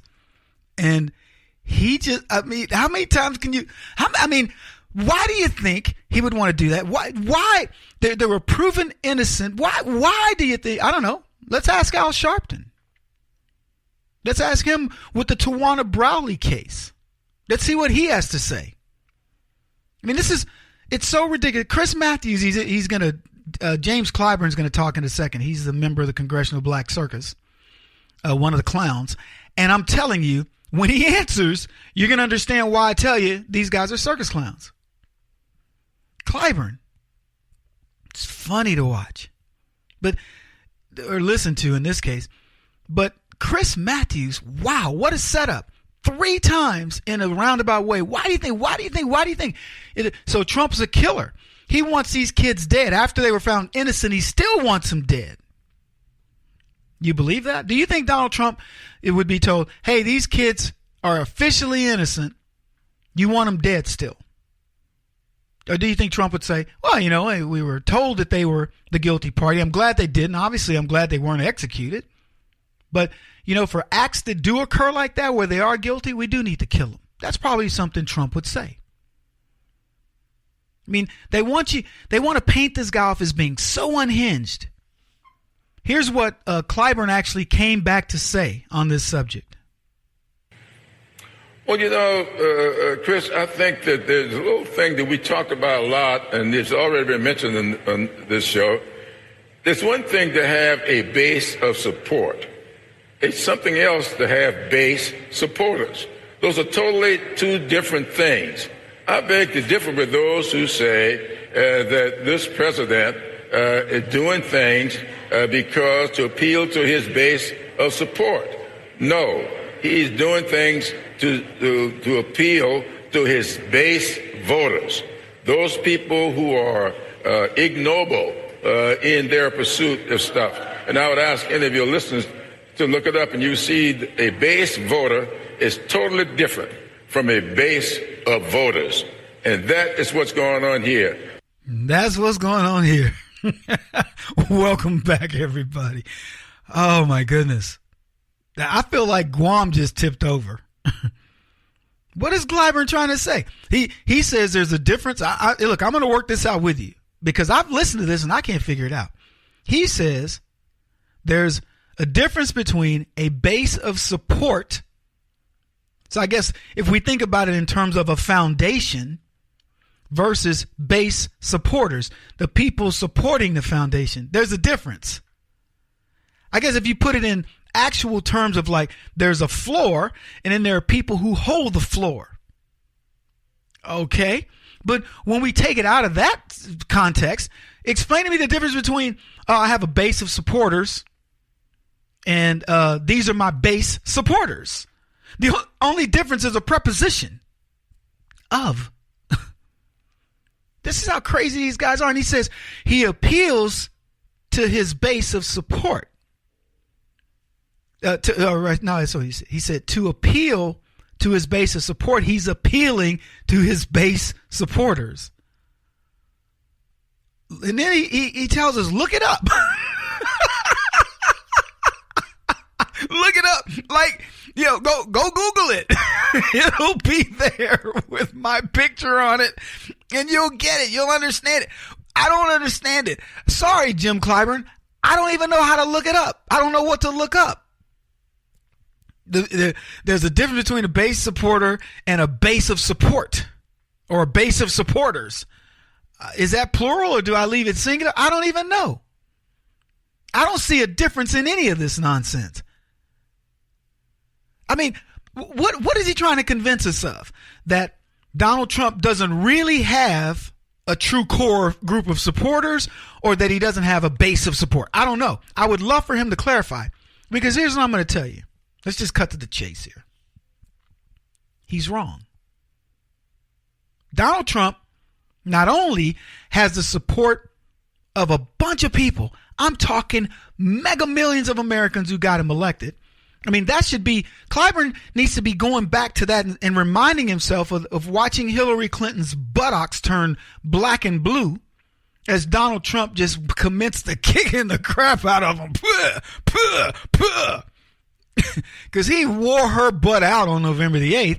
So I don't know, what was it based on, a base of support, or was it Trump's base supporters? But wherever Clyburn makes him feel good, Donald Trump won. Now, here's what I'll tell you.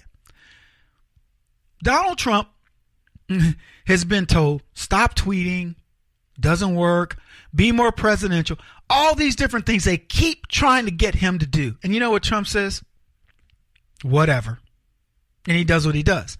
Now, you're either one of the people that said, I can't stand the way he behaves and I'm switching. Fine. Maybe that person exists. I'm not going to deny that. But I'll tell you this. I bet you the overwhelming group of people have said, you know what? I don't like the tweeting. I don't like that he doesn't act presidential. But this dude can get it done. I know there's a lot of those. I have people that I have the utmost respect for who were not Trump supporters. My own brother wouldn't vote for Donald Trump, didn't vote for Donald Trump. Within 2 months of Trump being in office, he called me and said, you know what, Kev? I was wrong. I got a buddy, former senator, lives in Colorado, who was an anti-Trumper. He sent me a note saying, Kevin, I was dead wrong. Now, I'm talking about staunch conservatives who were anti-Trump. My brother for religious reasons, my other friend because he just didn't think Trump acted presidential, blah, blah, blah. Both of them, mea culpas. I see them as really the barometer of what's going on out there. I heard he was a lefty anchor, news guy, not an anchor. And he made the comment, I got to admit, Trump's pretty impressive. That's what he said. I'm telling you, these guys can talk about base of support, base supporters. They can talk about appealing to white nationalists or whatever they want. But Donald Trump is going to get their clocks cleaned. And they're going to continue to try this nonsense around racism. Don't be surprised if you hear sexism again. Don't be surprised if you hear homophobic. Don't be surprised if you hear xenophobic and Islamophobic. They're going to keep trying. They're going to keep touching the fence to see if the electricity's on. And it's going to be on every single time until it kills them. Unbelievable that these guys are still trying the same old stuff.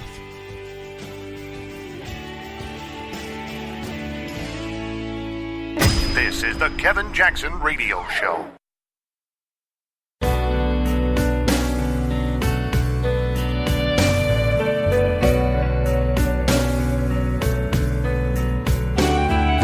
This is the Kevin Jackson Radio Show. We're talking about truth up in here, baby. And in truth, sometimes you expose these lies, the lies of the left. A comedian, he said this, I love women, but I feel you can't trust some of them. Some of them are liars, you know. Like I was in the park. I met this girl. She was cute. She had a dog. I went up to her. We started talking. She told me her dog's name. Then I said, does he bite? She said no. And I said, oh yeah? Then how does he eat? Liar. That's kind of the logic of the left in dealing with us. Maxine Waters calls Donald Trump a liar in every speech. He's a liar and he should be impeached. That's what she says. The left tried to present Donald Trump as being a liar. He would refute what they say and they go, liar. He's a liar. And Donald Trump would just say, I remember when I wasn't even thinking about Trump as possible president, and Donald Trump would go, man, you don't get it. They are so disingenuous. It is crazy how much they lie. And I remember thinking, he really looks like a guy that's just saying, where are they getting this stuff? But he never got frustrated to the point of saying, you know what, I'm not going to do this. In fact, he got to the point where he was like, I'm going to make you guys eat it. But they painted him as a liar. Oh, he said this, that's not true. They got truth checkers, fact checkers, all kinds of stuff. Which, by the way, all of those are pretty much liars. But they got them all over the place because they monitor everything Donald Trump says. They can't let him get away with anything. Yeah. There's a saying, to be trusted is a greater compliment than being loved. Zig Ziglar transferred it into like a business thing. He says, if people like you, they'll listen to you. But if they trust you, they'll do business with you.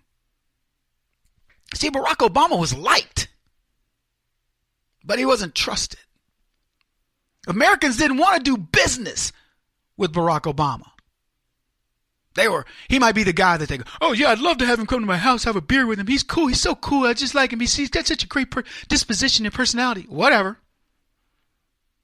I don't believe any of that, but if that's what they believe, fine. I don't care. But they didn't trust him. Would you let Barack Obama babysit your kids? Honestly, would you let him run your company? Would you want to invite him to a fight? I wouldn't trust him as far as I could throw him. Might have a beer with him. Even the people that like him, ask him, would you bring Barack Obama to a fight? Ask the average brother growing up in the street, would you bring Barack Obama? I think so. Ask the average parent, would you let Obama and his family take care of your kids? I'm talking about especially these white enablers that voted for Barack Obama. Ask them if they let Barack Obama take care of their kids for 6 months, a month, a week, a day. I'd rather let Jeffrey Dahmer take care of my kids. Oh, yeah, that'll get a couple of messages. Oh, man. Who do you trust? Trust truth. That's what we have to get to. Truth. Someone who thinks the world is always cheating him is right. Because he's missing a wonderful feeling of trust in someone or something. Because you know what? We search for truth. You don't look for the lie. I mean, if you're a conspirator and something's going on, you might. But for the most part, you're looking for truth. You want the people around you that you can trust and believe in. Man, don't you? Or is it just me? When I pick my staff, are they the best? Have they? I don't know. Some of them claim to be. But you know what I really care about? I care that they love what we do, that what our mission is. I believe they see that in me. At least I hope so. Trust and believe. I want to play this clip from Stetzer and Van Jones talking about Donald Trump. And when they said the word S-hole so many times. You got that? Yeah, here's that commentary.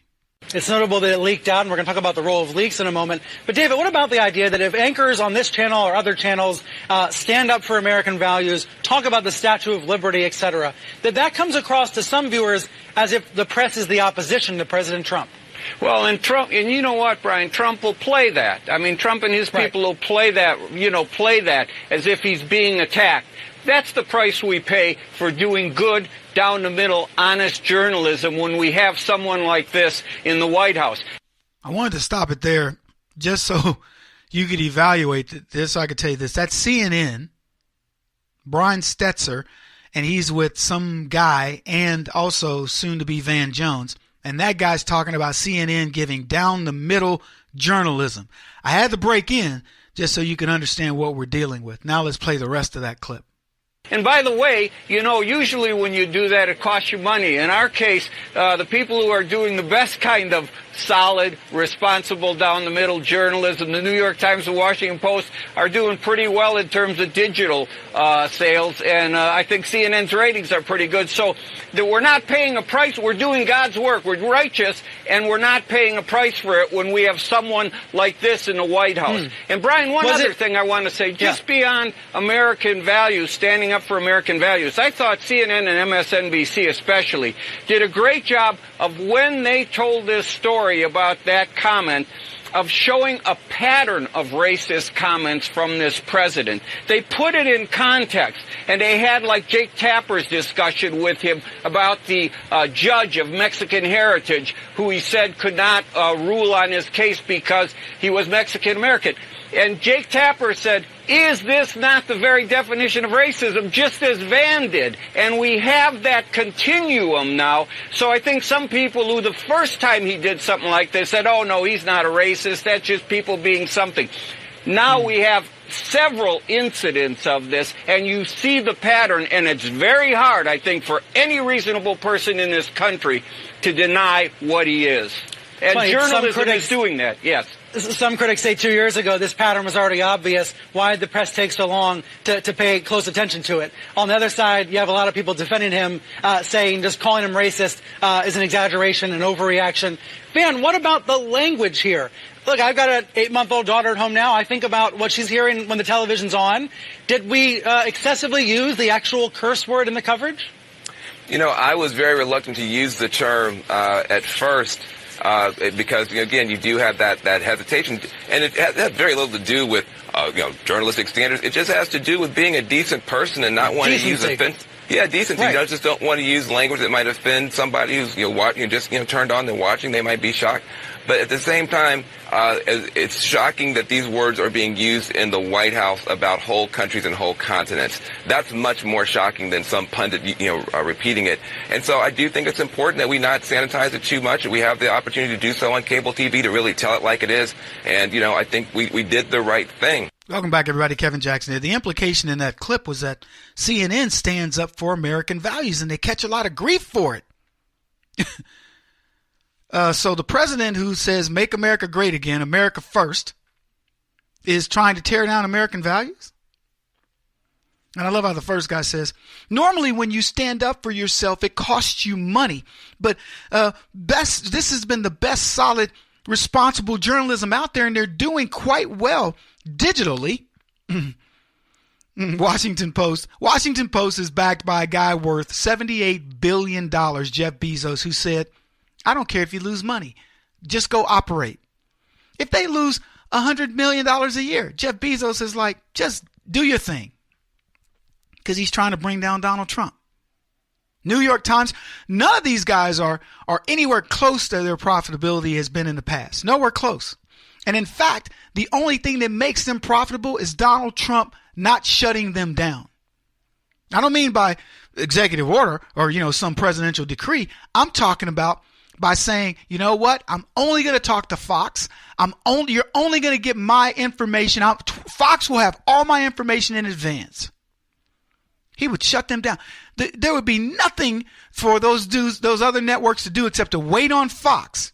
Or if he said, I'm only going to give, my tweets initially to the Black Sphere team, Kevin Jackson, I would be the biggest media source in modern time right now, instantaneously. Wouldn't even need promotion. If Donald Trump wants to get after the media, and he does, he's got clever ways to do it. I don't know why he's not doing as much of it. It could violate something for all I know. But I'm telling you right now, he's a one-man wrecking machine of the media. But I love how he then goes on to talk about, I love how they identified the pattern of racism. Like when he said of that Mexican judge, that judge may not be fair. Really? See, this is the nonsense of the left. Donald Trump's already got the Latino population mad, and he says, look, I don't know if this guy's going to be fair. If he's a leftist appointed judge, and he's one of these guys like A.G. Becerra out of California, you never know. They don't follow rule of law. They follow emotion. They follow what's most popular. They're hanging judges, frontier justice. They don't care about the real rule of law. That's racist, though. Anybody would have thought it. Only Trump has the guts to say it. And I could go on. Kevin Jackson on the Black Sphere Radio Network. Do you owe back taxes to the IRS or state? The secret to avoiding the IRS nightmare is to seek professional representation. My friends at Security Tax Associates provide the most cost-effective and ethical representation in the industry while helping to avoid seizures, levies, and wage garnishments. Security Tax Associates is here to ensure that the appropriate steps are taken to permanently eliminate any possibility of future tax burdens once and for all.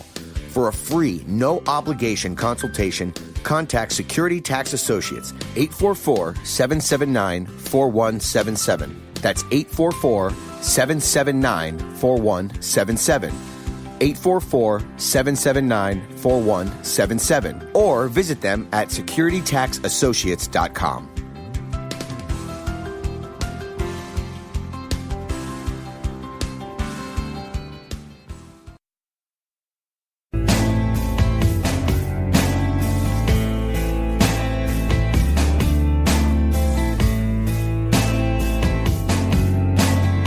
putting an end to identity politics. This is the Kevin Jackson Radio Show. The president, I do not think, is a racist as we have traditionally known in this country. But what is it if you're racially uninformed and you're ignorant? What does it matter whether you're? But doesn't that make you racist by? And maybe you're just ignorant? You don't know that you're racist? No, what it means, Don, is that maybe you have said or done some racist things unbeknowingly. That's and so kind that of what does, I just said, but then that makes you a racist. No, it makes maybe what you said or done a racist act, but it's not an act it's not racism in your heart. You know, you can do some things and not be aware that you're doing them. And I think that that's largely the case with President Trump. Now, you can say with his genius and his great wealth and his accomplishments over the years, he should be better informed. You know, that's a legitimate argument. But the man apparently is not informed. You can just listen to some of the things that he said. I mean, for instance, you know, he and John Lewis have had some back and forth. And he, you know, constantly is saying to John Lewis that, you know, his district is broken down and whatnot. Well, John Lewis's district is the city of Atlanta. Black entrepreneurship and city of Atlanta are synonymous. Well, it seems like you're negating your own argument then, because he believes it. In his ignorance, well, he believes what he says, and therefore it means that's what's in his heart. Well, no, I wouldn't go as far as to say that because he thinks he knows something, that's what's in his heart. You know, he could be misinformed from a source that he considers credible. All right, everybody, welcome back. Kevin Jackson. That was Isaac Newton Ferris, nephew of Martin Luther King Jr., completely twisted up on his definition of racism and all that. But he was right to say Donald Trump's not racist. But what was funny about the interview was Don Lemon. He can't believe what he's hearing. Surely you have to believe that these are racist comments and this, that, and the other. And I come back to this idea that, no, you don't have to believe that. You can look for racism and pretend that that's racist, but it's not. And it's so interesting to hear the other side of this argument. But the problem is nobody intelligent is arguing back. No offense to Mr. Ferris, but he did not wage a good argument. Now, I would have said, look, Don, you guys are looking for racism because somebody tells you the truth about your house. If I went to your house and your house was a pigsty, and I said, man, I went in that dude's house, his house was a pigsty, and you're mad at me because I've outed you for your house being a pigsty, and let's say I went into 50 pigsties, all belonging to black people, and I went, man, every black person's house I go into is a pigsty. Would you say it's racist, or would you say that's my observation?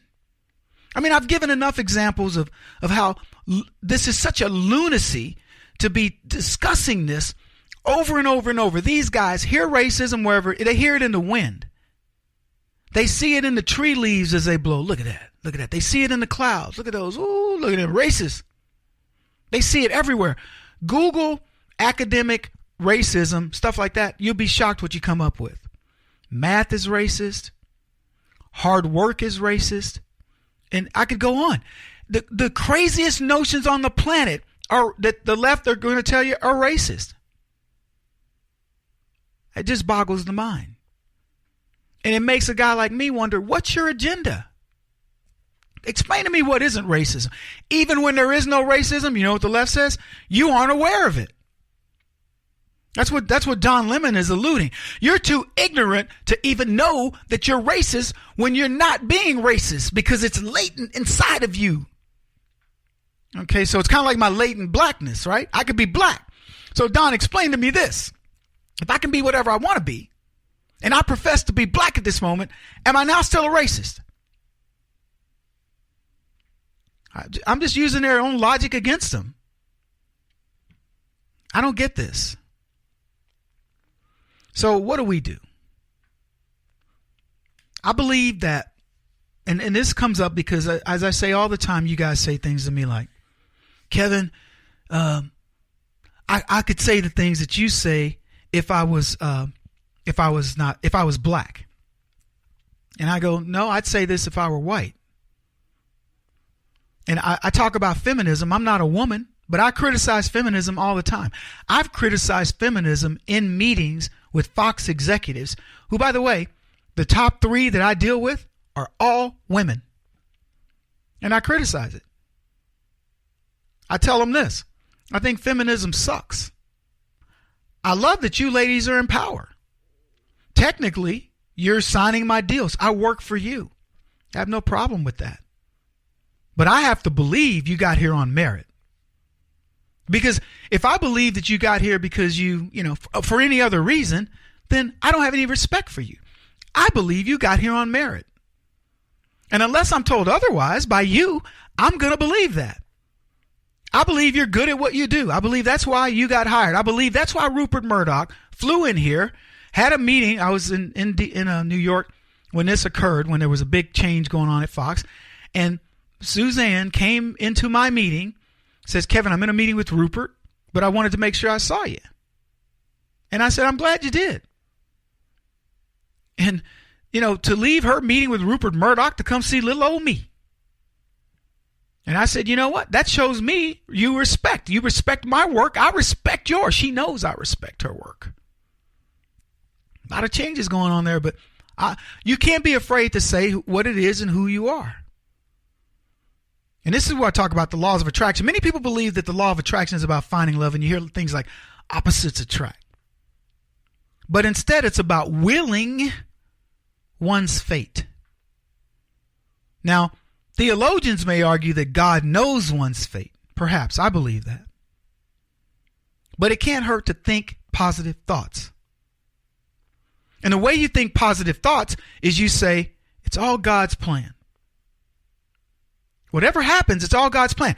I'm going to do my part because God put this thing inside of me that says, go out there, Kevin, and work hard and do it not for the glory of self, not for the glory of man, not for the accolades and the things that may come, but do it because you believe in something, in the greater good, something bigger than you, better than you. And it has nothing really to do with you. You're just a cog in the wheel, but you understand that.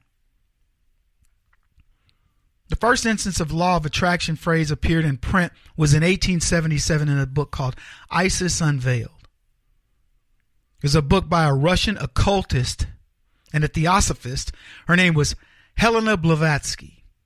And there's no sense in going into all the details around her book, but the essential belief of the law of attraction is that by focusing on positive or negative thoughts, you can bring positive or negative experiences into your life. The belief is based on the idea that people and their thoughts are both made from pure energy, and through this process of like energy attracting like energy, a person can improve their health, their wealth, their personal relationships. It's difficult to argue what optimism does to your life. It's like my grandmother says, if you fall down in a bunch of pony poop, you should come out of it looking for a pony.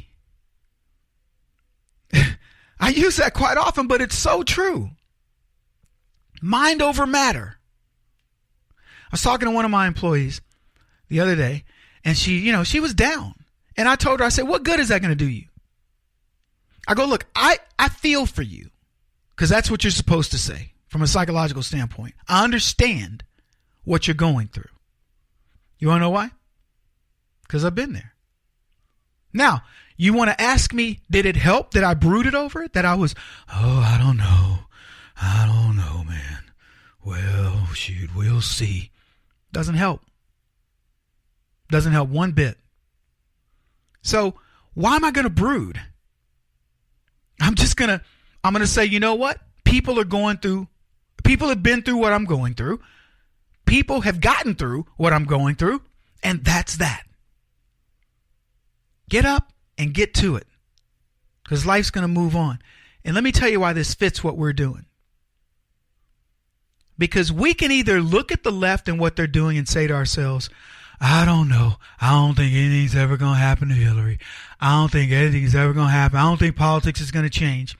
And I'm looking around here, folks, and I'm seeing politics changing right before your very eyes. Every single day, positively in our favor. And I hope that you finally get it within yourself, that you say, I'm out of the closet. I'm all in for Donald Trump and his policies, not Trump, his policies. I'm in for Trump's policies.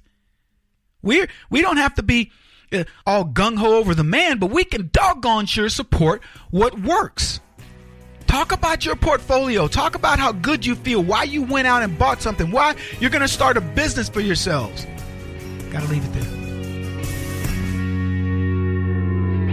He won't stop until he's the top-rated radio talk show host in America. What kind of weird competitive freak are you? This is the Kevin Jackson Radio Show.